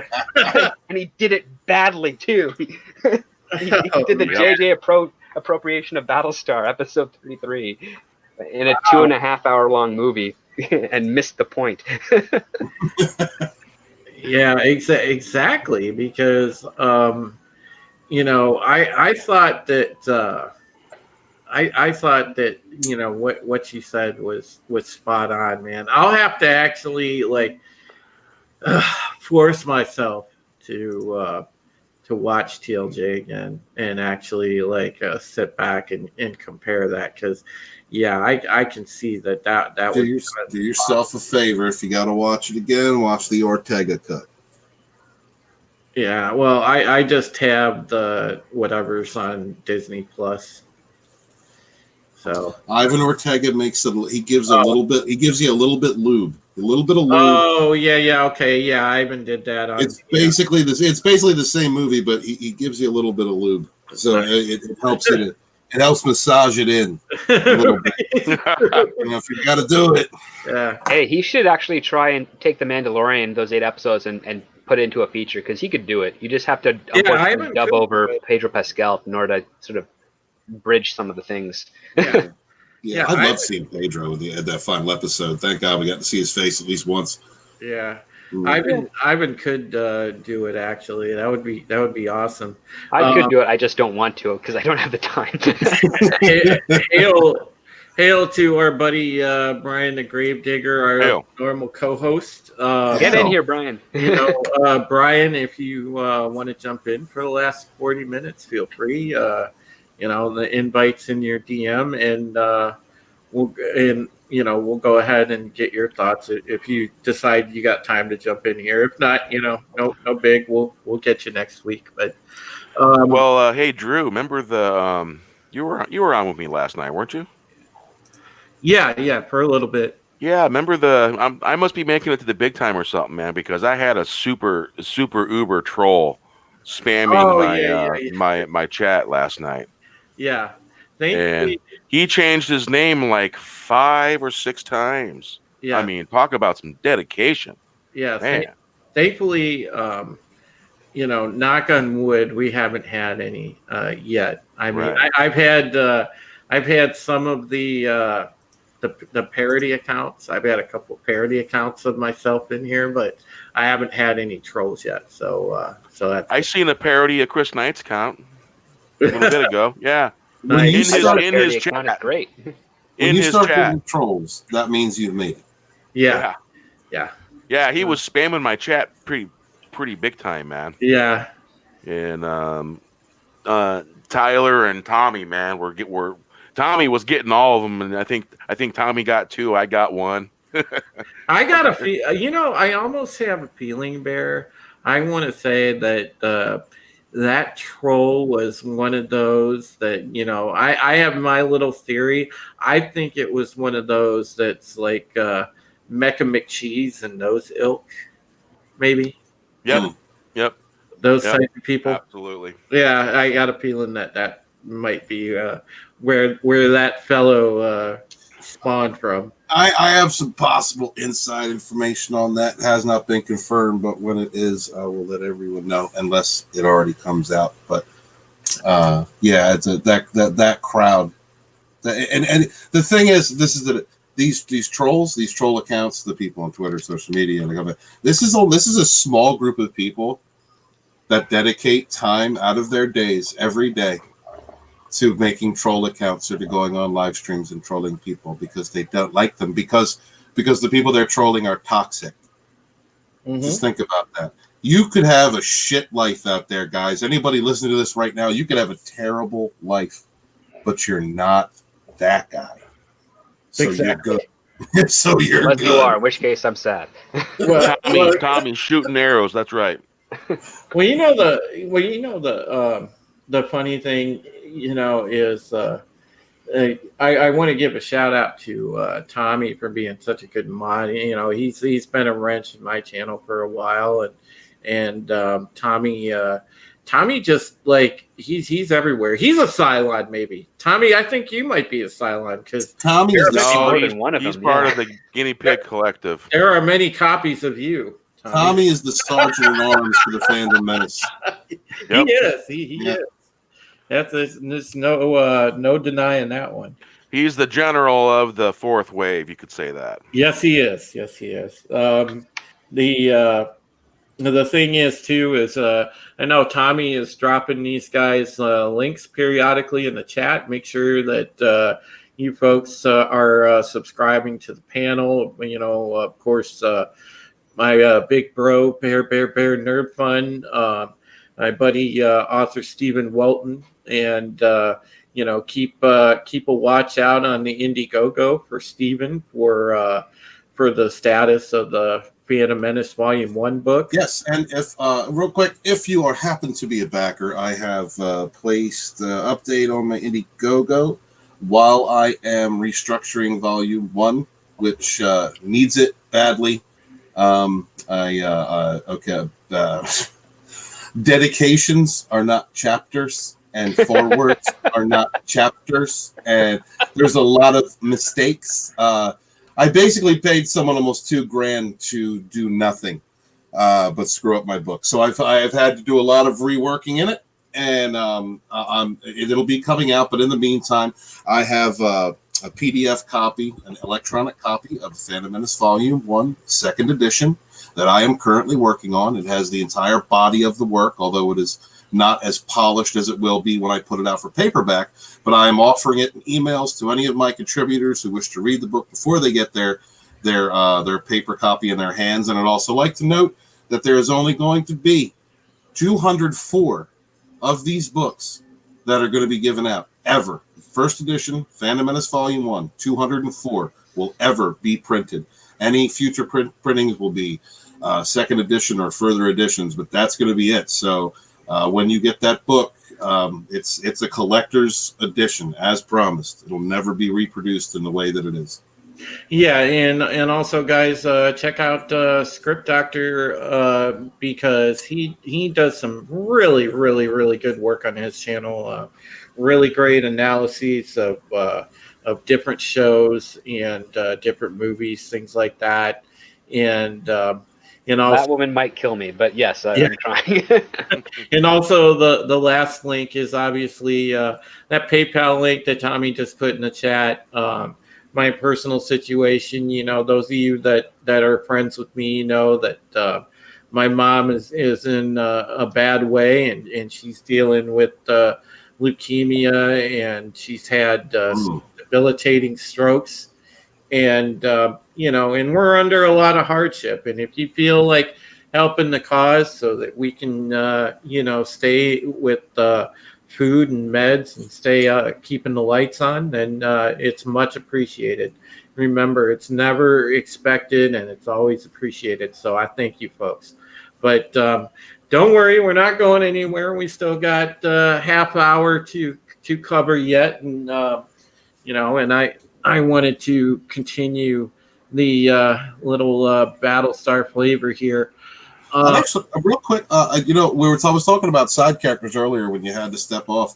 One of the other side characters, I guess supporting characters that you get to see in this episode was Billy, the assistant. Yes. Oh, dude, that was so. I'm glad that you brought that up, Steven. He's an interesting character. Man, he was so underrated.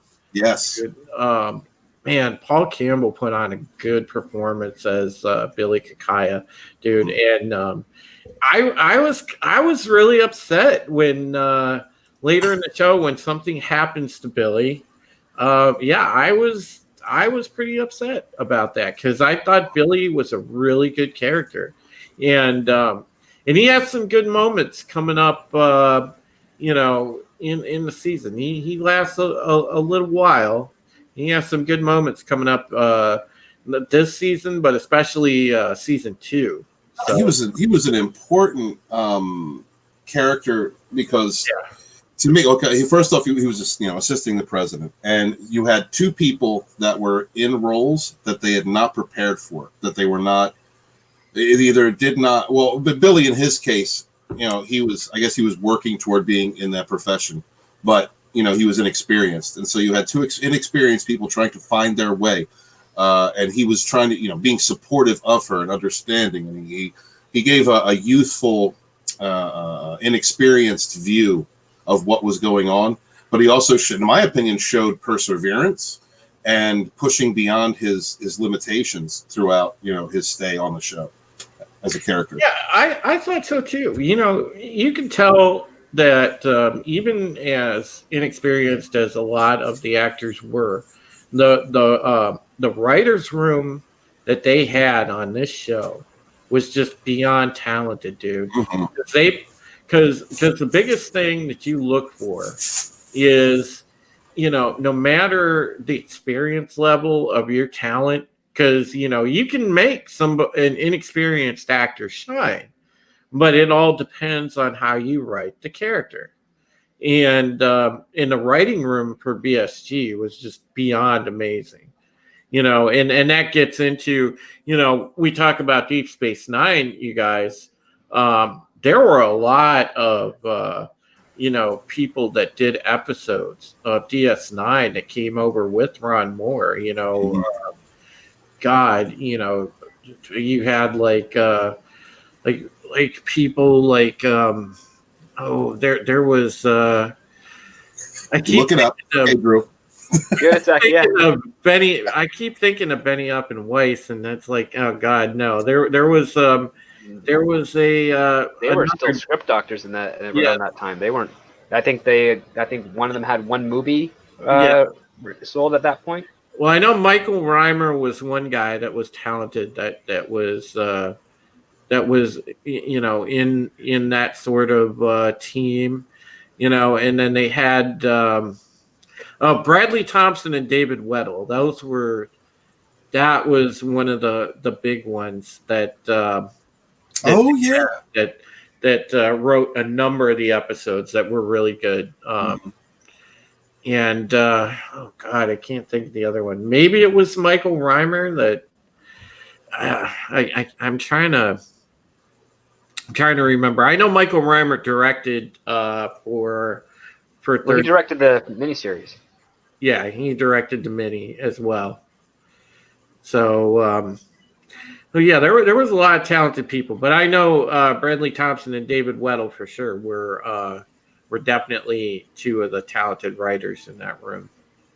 and yeah, they had a lot of good people, and that's what I'm saying. They put the talent in a position to succeed, and that's all you can ask for. Yeah.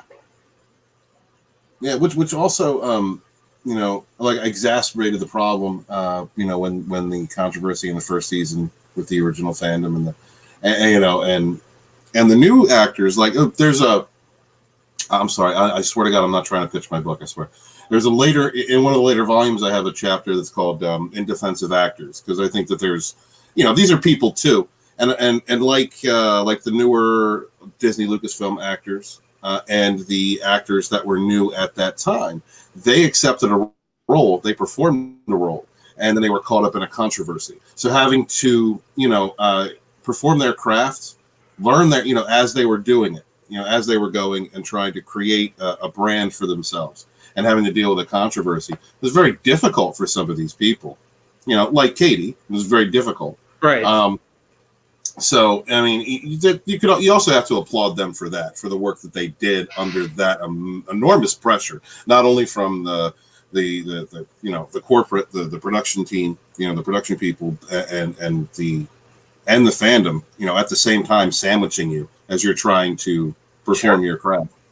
Sure, exactly, man. And for people like Katie and Grace Park, and the people that got their roles like regenderized. I mean, they were under scrutiny. You best believe, and in the end, obviously we know that they shined, but all bets were off because this was the first season. Nobody knew what we were going to get. You mentioned my future ex-wife. I'm sorry. Yeah. Dude, yeah. Little known fact, you guys. By the way, for those of you that game out there, Grace Park was in Command and Conquer 3. She was in Command and Conquer 3. Yes, she was. And so was Trisha Helper. That's right. And I love them for it. Command and Conquer 3 Tiberium Wars, baby. Command and Conquer 3 was the last decent Command and Conquer series. EA took a giant steaming dump in a box and called it Command and Conquer 4. Do not buy that product. I have spoken. Was CNC 398? That was or 2001. That was around this time because it was during the transition because Command and Conquer 3 was actually. I'm sorry, I'm going Game Geek. Command and Conquer 3 was actually supposed to be Tiberium Sun Part 2. Yeah, Stephen, but that was definitely around this time because I know that Grace and Trisha, didn't they take time off of Battlestar to do that game? Yes, they did. They did. That's what I thought. Yeah. So I want to welcome in my other regular co-host, Brian the Gravedigger. Me, him, and Script Doctor are back with the new season of the Pegasus Actual Podcast. Of course, Steven and Bear Nerd Fun are our special guests tonight. Brian decided to be fashionably late, but he did have obligations. Let him off the hook this time. But I greatly appreciate it, guys. Yeah, what's up, Brian? What did you think of the episode 33? Honestly, I would have to go back and rewatch it. It's been about 6 months since I did my rewatch. 33 is first season? Yeah, first season 1, episode 1. Oh my God. Yeah, that I don't know. I always thought it was weird because if you didn't watch the well, you know how it launched with the miniseries. So like there's little bits the and pieces. Miniseries was incorporated. The miniseries. So like one. I thought it was a great standalone. Like you could completely understand everything, and it was a great setup. And like it's honestly one of the main reasons I watched it, because that's back when sci-fi was still actually spelled sci-fi before it became sci-fi. Yeah. Production quality went down the turd. But I think I just caught a random episode, and I was like, man, that's crazy interesting. And I actually went back and watched season 1, episode 1, and that's what got me hooked, was just the writing and everything. And seeing all James Edward Olmos and all the characters, the way they were being relaunched and everything was really interesting. Well, I thought, like I said, the thing that stuck out to me a lot about this episode, and I don't know You know, as I like to pick out little details, and I thought like just Adama and Ty like having sort of the grizz on their face, that almost like half beards because they haven't shaved or slept, and you could actually physically see the bags under like Kate Sackhoff's eyes, Yeah. and you could see like in the cockpit with her like like how people do when they're driving and they've been up for a long time and they like shake their head like they're hallucinating for a second, the things like that, man. Just attention to detail.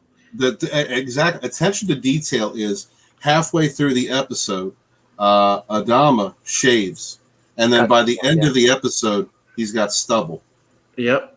Like that's how long this guy's been up constantly. Like that's attention to detail that this series gave. That was appreciated by viewers, by myself. Yeah, how realistic it was. Like how Drew was saying, where they had the stubble and the bags under their eyes as military officers because their ship was being decommissioned, and they're like, oh shit, we actually have to get back into ship shape, and watching everything change and evolve as they went through that process was. Mm-hmm. I thought the continuity was always superb on that show. Yeah, it was. You always had a narrative in place, and that's what we were talking about, the importance of a continuity in the narrative. You always had that because there wasn't an episode of BSG that didn't go by that there wasn't some sort of character development. There was always 100% some kind of character development going on. So you didn't have it going all over the place too much. You had characters being developed, and you had it sticking to an arc, and it told the story in a good way. And that's why you see something now like Bear brought it up before with the Mandalorian. You see something like that now, and it's just like, man, you look at the standard, like something like this show set, which at the time, oh, by the way, everybody in chat, this was the best show on television at one point. This was the Game of Thrones of back then. So, you take the standard of this and compare something like The Mandalorian to it, you could just see just how important, a running continuity is, which obviously, we all know that The Mandalorian lacks. So this is what to me set the bar of sci-fi. Without this show, there would be no like expense or things like that. You can thank like this show for setting up something like The Expanse, because it did, really. Yeah. Oh, it definitely opened doors. I mean, Mm-hmm. as it's not just realistic. I mean, it's realistic in the sense that there's a commitment and consistency to the characters, because, I mean, we go for our entertainment to have some escapism, and that escapism is defined by how much we can relate to it on whatever level. So if you're talking about like a science fiction story where it takes place in our world, but there's like another like alien nation, it takes place in our world, but there's aliens that are cops and strippers and stuff, whatever, with James Caan and all that stuff. Like that's one aspect of realism, like where they just sell you on the idea and they commit to it. And then there's the other part where you have your characters make really difficult choices, and it puts you in the position of like, man, I would have to make the same choice. What would I do in that aspect? And that's kind of what draws in your audience. When you try to make it realistic just for the sake of realism, you're kind of missing out on all the other things that are more important, like the entertainment value and the allegory, if you have a point to make, or pointing out like the extremes of going too far in one direction with regards to a social norm or what have you. There's a Harlan Ellison story called Why Harley Quinn Said the TikTok Man, which is all about like, people going crazy with by categorizing every single second and planning every single second of their lives from the moment they're born to they're dead. And like it's just a dark take on the extremism of what we do with our spare time.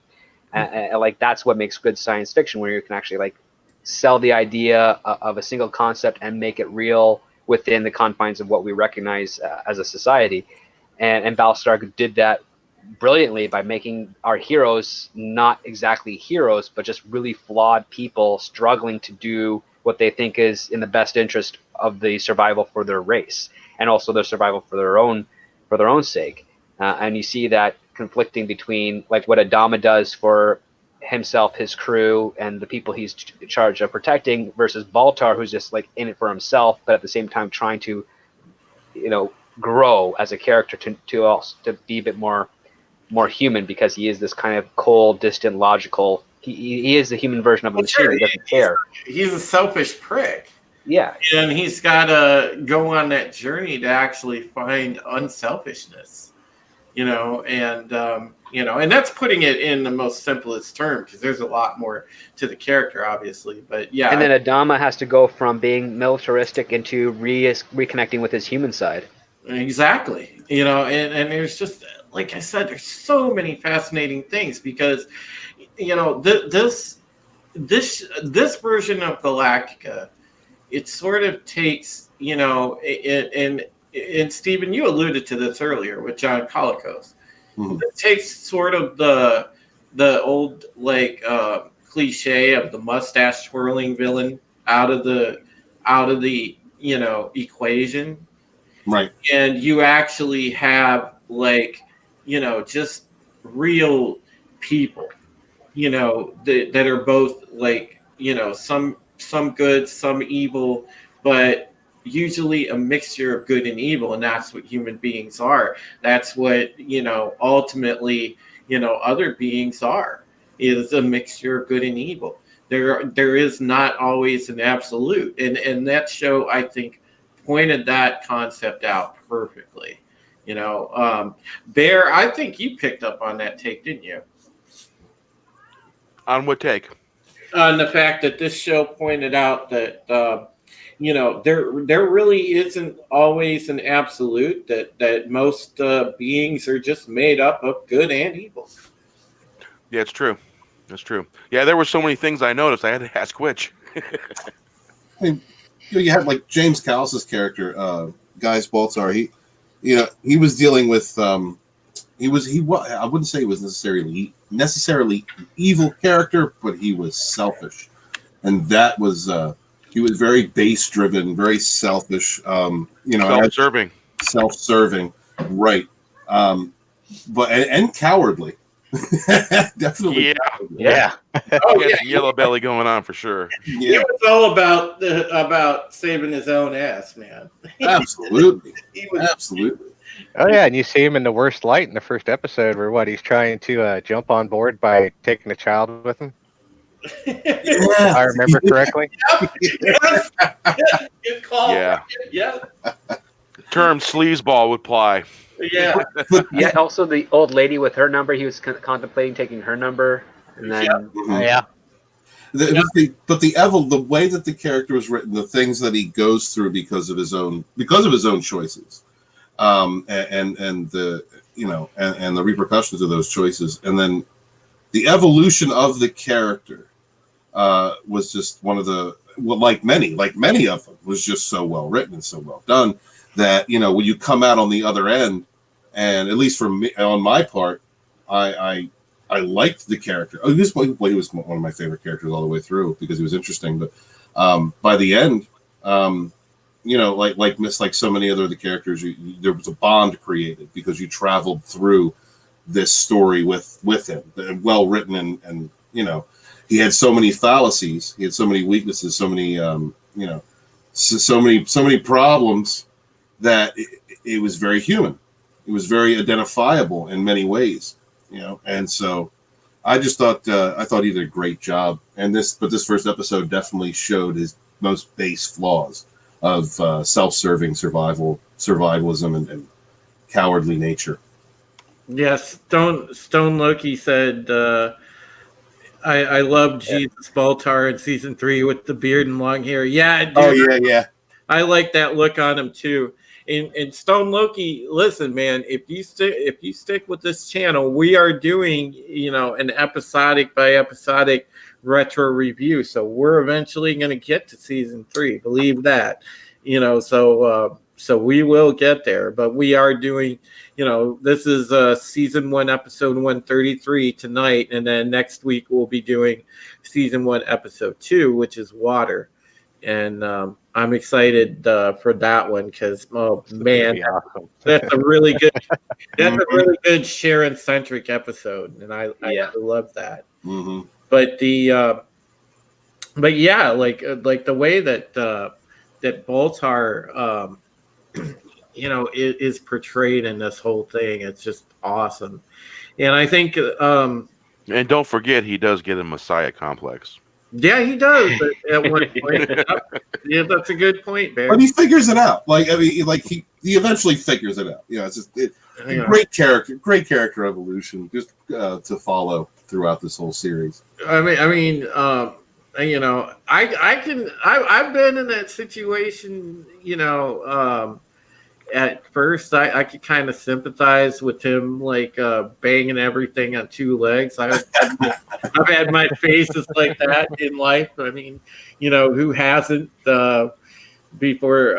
I'm sure some of you in chat have been married and whatnot. So before you get married, you hit those faces. It happens. It's one of those stories with this character specifically that builds you up. That like Drew was saying earlier, the foreshadowing that was done. When you have a series that's new and you're not sure if it's going to make it, to the entire stretch of where your vision is going.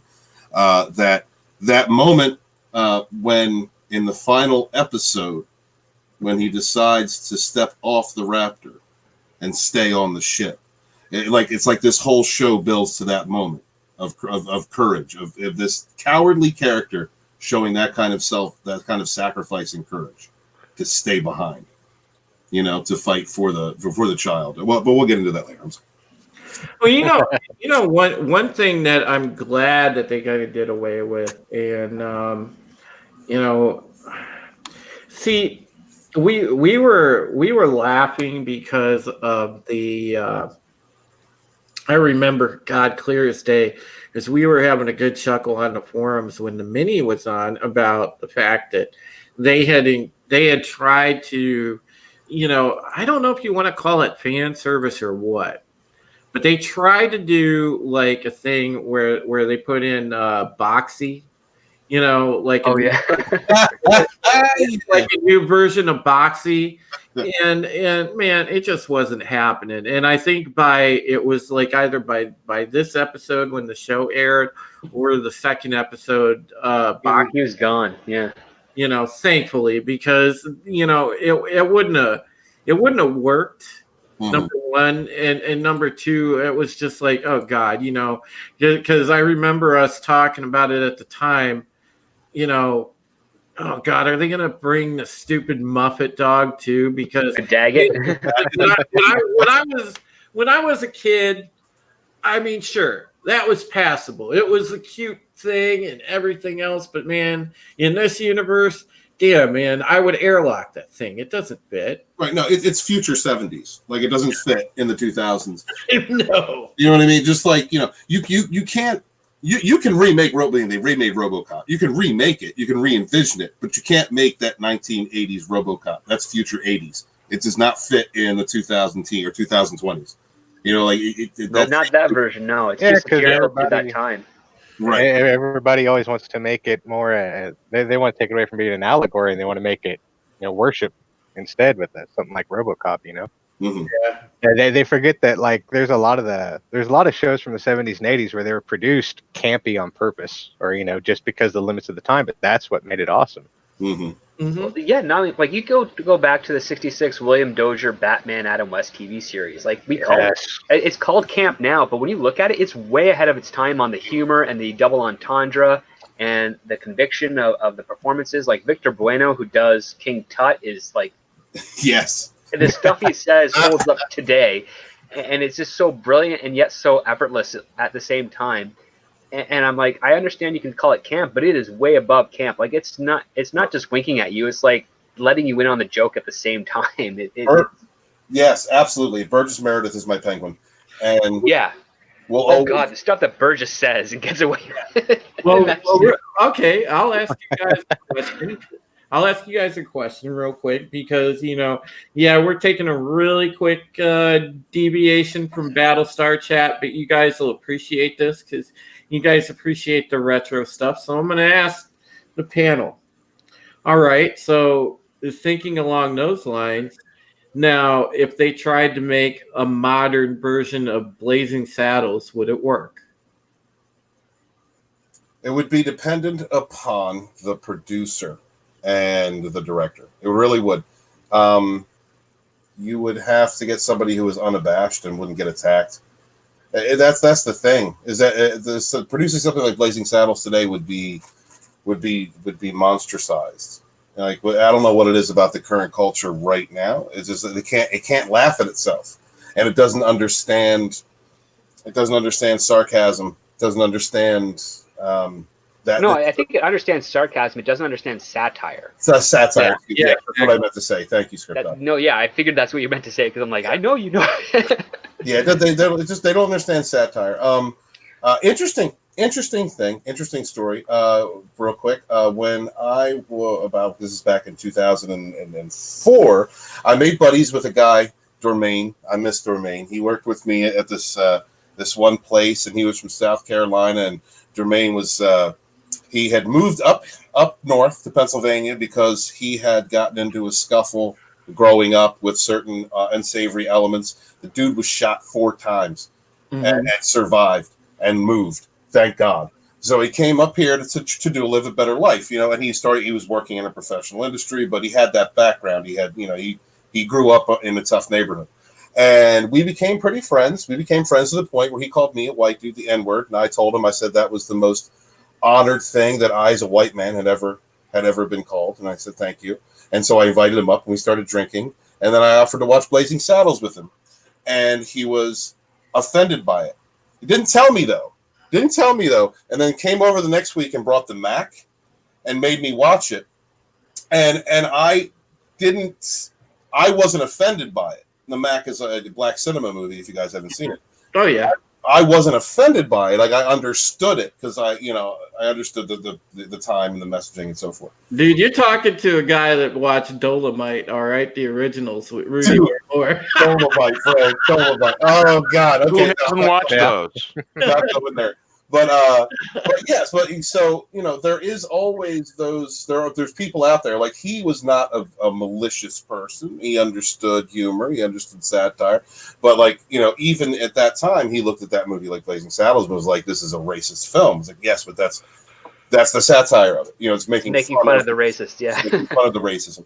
So you're always going to have people that feel that way, and I don't think he was wrong in feeling that way. That's the way he saw that art. It's just that in today's culture, you have people that are they would miss it. They would miss it entirely. Well, they become so offended on behalf of other people that they would just completely miss it, and So it would really come down. The only way that it would get across is if someone who is openly racist made it, like Spike Lee. Dude, that's the only way. Dude, if it was just made in the same original vein, it would be hilarious because Mel Brooks couldn't do it. Twitter would be a meltdown. Well, Mel Brooks rewrote the Andrew Bergman script because that's Mel Brooks is great at comic timing and a lot of other things, but Andrew Bergman wrote the original script, which is apparently a lot funnier, and I've been trying to get my hands on it.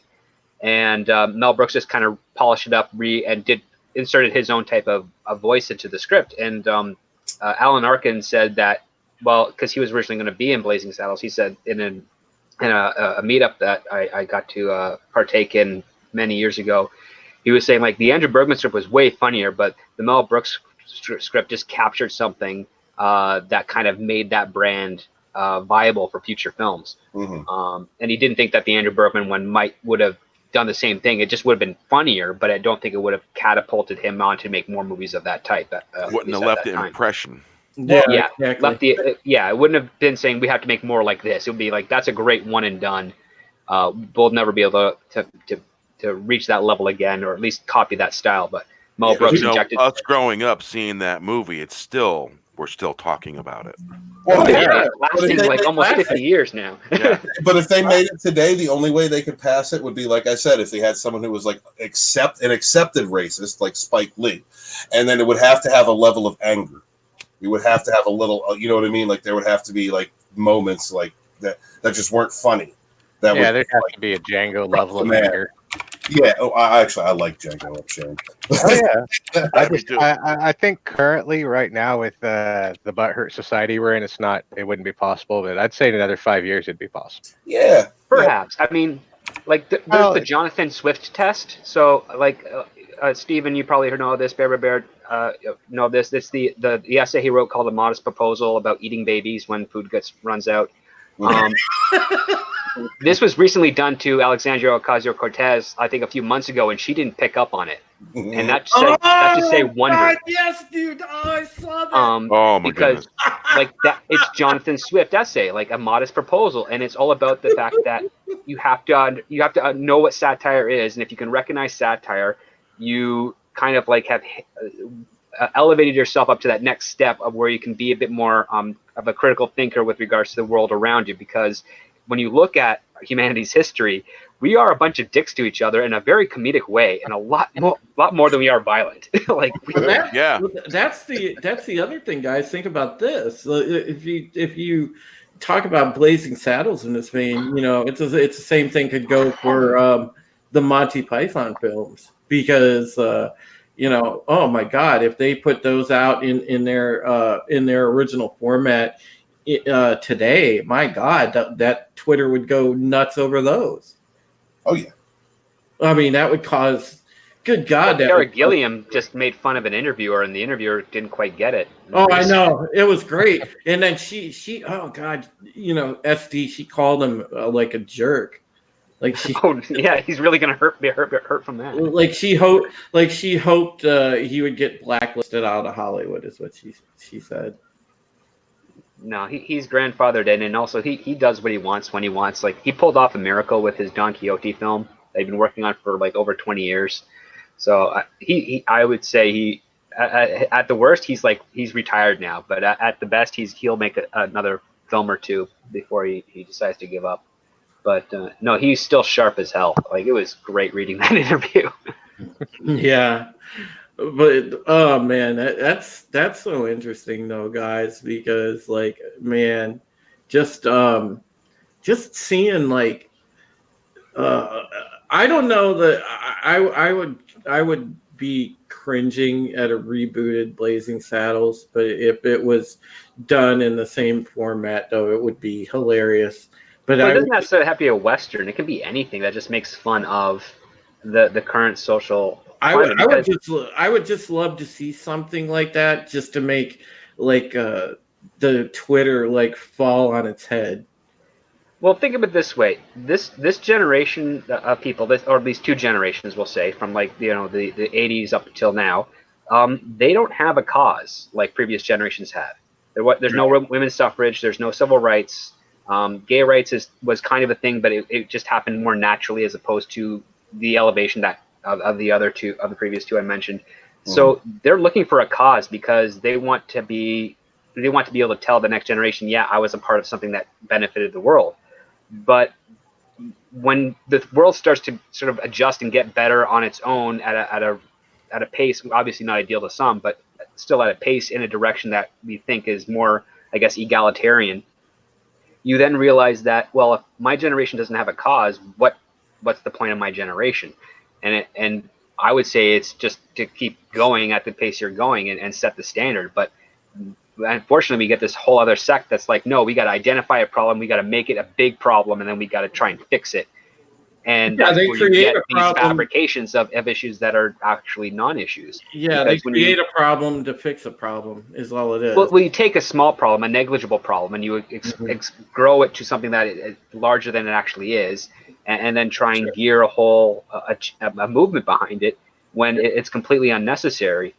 And there are more important movements to definitely address that take prevalent over the rest of society, but they're just going on to the whole. It seems like some part victimhood. a wrong sense of injustice, the concept of being safe, which, I mean, the whole idea of like protecting people is flabbergasted me. I'm all about preparing people. You prepare a person, they're protected. Like that's how you test the might of an individual. I always like the worst thing I hate about like people my own age that are kids is like they want to protect their kids. I'm like, no, don't protect them. They're fine. They're young. They'll heal. Like just throw some stuff at them, see how they react, prepare them for the world because it's a dangerous, violent place. And if you don't let them see that in a gradual way to sort of like strengthen up and create some convictions of their own, they're gonna be sucking on your teat until you're in the grave. And the kid that eats the most wooden nickels dies. yes. Yep, exactly. So if you want to have like a Blazing Saddles of this time, you've got to sort of address something like that. Maybe take if you've seen the movie Children of Men, there's that one scene where the kid's hooked up to some sort of VR thing and he's just sitting at a table not doing anything. You can take that type of premise and like say like he's being an activist on the internet. Like I can't do anything. I can hit him all I want. His brain has completely left his body right now and he's part of the net. You could make a comedy about that in some regards of like how far can you push this agenda in a way to make it so that someone who would be who this agenda is fighting for just exploits the hell out of it for comedic gain. So there was a rumor I read somewhere that they wanted to actually redo that classic movie They Lived that the late Rowdy Piper was in. John Carpenter's They Live. That's great. And I'm telling you, dude, I would freaking like go ape shit if they redid that movie because it was so perfect in its original form.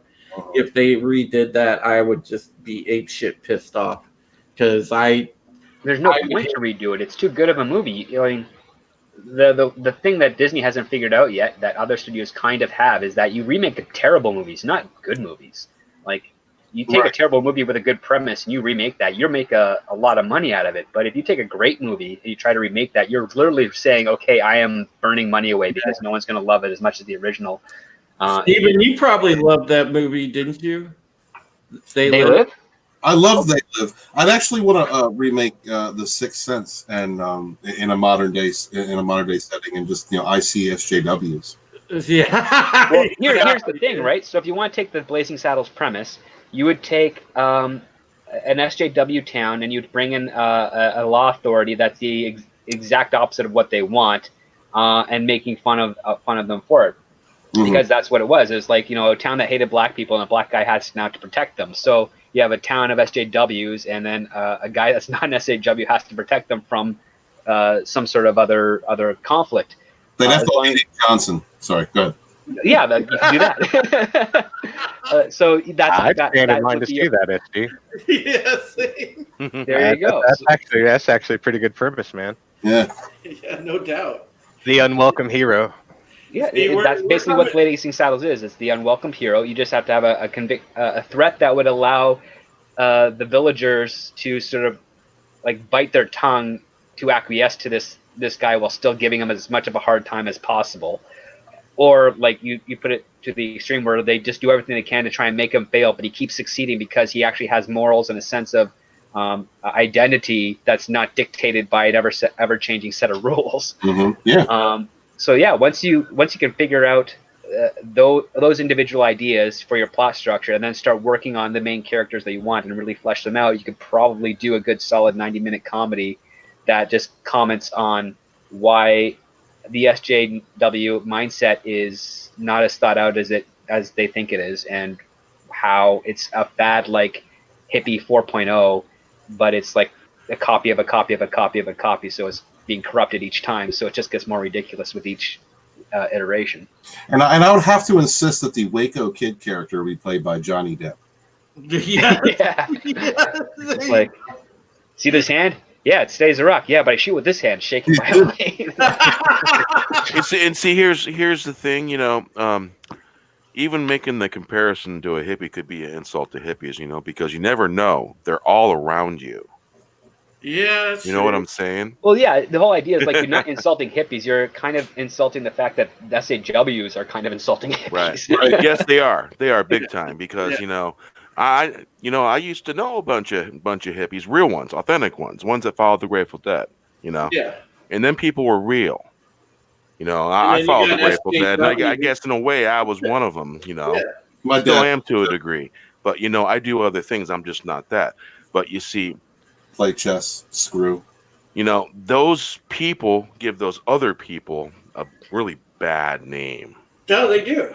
Mhm. Yeah, and there's also division among the hippies at the time itself. Like my dad was a young teenager at the time, so he didn't get to fully embrace the hippie culture like other friends of my parents. But what they ended up being, like, the one thing that I knew from some of the hippies that because I used to work in a nursing home when I was a teenager, and a lot of the people there ended up being hippies who were administered, and they talk about how they're all about the free love, the peace, the community, and everything like that. But they realized that they had to reconcile a little bit with an actual system in order to sort of show others like the benefits of what they were trying to accomplish. And then you had the ones that would just refuse to do that, and they just usually ended up dying pretty young. And then you had the ones that just were the fad hippies. They turned over completely. Basically, in the hippie movement, you had factions. You had the Grateful Yeah. Dead. You had the Jefferson Airplane. You had later they morphed into Electric Hot Tuna. And you had all these different bands coming out of the hate, and they all morphed into these things. And then the Grateful Dead morphed into this giant, huge thing. And basically, you would find a Coliseum filled, sold out, and there'd be still 100,000 or more people outside. Yep. Shutting down I-90 at Tinley Park in 1990. It was at the height phenomenon. People talk about these things and there are all these stories that happened surrounding this, and those were some really interesting times because it morphed. It went from hippies, it went from Grateful Dead family and people knowing what was called deadheads and stuff like that. It was huge. And there was a lot of good things that came out all of that, and I would like to think that SJWs weren't one of those things. Yeah, because Because the I was hippie there. movement, at least, I watched a lot of it happen all through the 90s and like into the hippie movement, at least postulated the concept of critical thinking, like asking questions, and you don't Spirituality. kind of see that Yeah. with the SJWs. You see them just making rules, and you're like, well, why are you making this rule? And they're like, I can't, because it's wrong or because it's right to do it this way. It's like, well, that's not an answer. That's just your opinion. I like an argument, because if I'm going to support your this rule you're putting on me, I need to understand it to its entirety. Like, I understand why it's not good to murder someone. There are consequences, not just legally, but also with regards to that person's life and their impact with other people. That's easier for me to grasp. But me saying, like, I have to use a personal pronoun that was made up 4 hours ago that I never heard of before, like, you like, listen, I understand the first part of, like, okay, if you want to identify as the opposite sex, fine, I can understand that part because I see it. But when you make up a word that I've never heard of before and give me this entire improvised definition, it's like, I don't have any credibility I can associate with you on that. So please teach me, and if you can't, then I can't oblige. And that seems to be what the case is now with the, what is it, like 90 different pronouns that they got? Now, Yeah. Script Doctor, you're using something that you can associate with this philosophy, and that's critical thinking skills. So not to mention Exactly. common sense. you're thinking yourself in circles here, buddy. Yeah, that's and you're using common sense. That's the one thing that they don't use. Exactly, and that's what separates them from. That's why they're the copy of the hippie movement. Like, the hippies started with common sense and critical thinking. It's like, why are we going to this war? Why are we doing it this way? Why is the man, like, dictating all this stuff? Like, and you had people saying, well, that's just the way it is, and other people say, well, why is it that way? And then that starts with, the expression and like with the music community, especially, because that was the one that rallied everyone together, because some of those songs were a lot deeper than just being catchy. and as you said, Bear, it just kind of moved along. It moved all the way into the 80s and early 90s. Yeah. And if you'll take note, the SJWs, they were all born in the mid 90s, like most of them. So they missed whatever. When that stopped, that's when they flourished, and it coincides with the internet becoming a public service that you can pay for and have in your home by default, like a telephone and a TV cable line. So, there wasn't enough of my generation taking people under their wing and teaching them. That's the Yeah. problem. Yeah. there was a Because preoccupation with the self before I took a teaching lot of the other. people under my wing all through the 90s and all that, being a very good example and saying, hey, you don't want to do this, you don't want to do that, and helping people out in that way. There wasn't enough people like that, because if there would have been more, maybe people would have learned something. Yeah, we could have. There was a headed loss the of top the community. past. Yeah, there was a there loss of definitely. community as we were getting more self-serving with the motto of the '80s: "Greed is good" type of thing. There's a lack of mentorship. There really is, and there is now. I mean, it's just I mean that's a glaring need that stands out even more in the society that we're in now. But I mean, we could go on this for hours, guys. I'm just glad that I threw out that little random tangent there, because it was pretty fun to go on. And and I want to go ahead and wind it down and wrap it up. I want to thank all the chatters that came and hung out with us, and I want to thank Tommy and Bear for modding, and Bear doing double duty, being on the panel, and Steven. Hey man, it's what I do. I always do that. Yeah, well, Steven, whether I'm in the commander's seat or just in the passenger seat, I'm doing that. Well, I'm thankful for Steven for coming on and talking BSG, and of course Brian and Script Doctor for being here every Thursday with me, and I'm looking forward Meow. to. Hey Moira, how you doing? Meow. Meow. Meow. Hey, kitty. If there is a spot open, I would love to come back. I love this show, and I'd love to talk about it if you guys would have me. Yeah, every Thursday we're here, 9 p.m., and we'll be talking Battlestar Galactica. As I said, we're going to be continuing with the retro reviews all the way up until we've actually got the next iteration of the show, which will be coming when Peacock launches. And by the way, guys, I will drop you a piece of news, because I'm writing an article for Mounting Into Comics about it. This is right now, if you want to watch Battlestar Galactica, unfortunately, you cannot watch it anymore on Hulu or on Amazon Prime Video, because it is now behind a paywall. And the only way that you can watch it for free is currently if you go to NBC.com and sign in with your cable provider and watch it that way. And I will tell you the reason why. It boils down to, in the nutshell, to the fact that obviously NBC and Universal getting ready to put out that streaming service Peacock. They are going to take all these libraries, and these are going to go directly onto Peacock for the launch of the service. So, yeah, it sucks. It's a kick in the if you had a subscription to Amazon Prime, or you had Hulu, which it sucks. I ended up with a free Hulu subscription, and I can't even watch the stuff I want to watch. And absolutely, under no circumstances go to any shady websites like Series9.io. Yeah, exactly. Don't sail the high seas. We never do that. Although the other good news is The Expanse season 4 is on Prime. Yes, and if you have Prime, you can check that out. Yeah. Check it out. I have to watch The Expanse because Gary talks about it all the time. And you can watch all the seasons there on Prime. Yes. So if you can't get your Battlestar fix, you can get your Expanse fix. So there is that. So until next week, guys, I just want to say thank you. I'll go around the horn before I sign off. Let all these gentlemen plug their channels, and then we are going to get out of here. So without further ado, we will go around the horn. Steven, go ahead. Talk about your channel and whatever else really quick. Thank you very much. My name is Stephen Walton. I have a channel called Author Stephen Walton. I'm also on Twitter at Lodonis, Lodonis.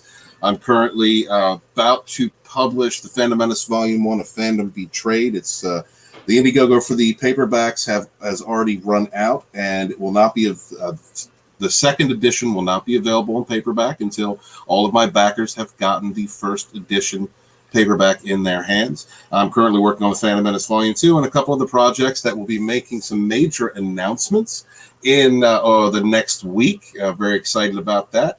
We'll also host a show called The Fourth Wave on Saturdays. That show also rotates on Wednesdays. I can't even speak. On Final Death Star, Sporking News Podcast, and Bear Nerd Fun. Please come and join us. We try to have fun, talk about entertainment, and try to be mischievous while we do it. Thank you. And indeed. Script Doctor. Hi, I am the Script Doctor. I make videos currently just covering the writing techniques of The Mandalorian and Batwoman. I will be taking a crack at Star Trek Picard when that debuts, and probably the travesty that'll be Season 3 of Star Trek Discovery. I also will be releasing videos of how I rewrite outlines to movies that did not do so well, how I would have probably streamlined them to make more cohesive story.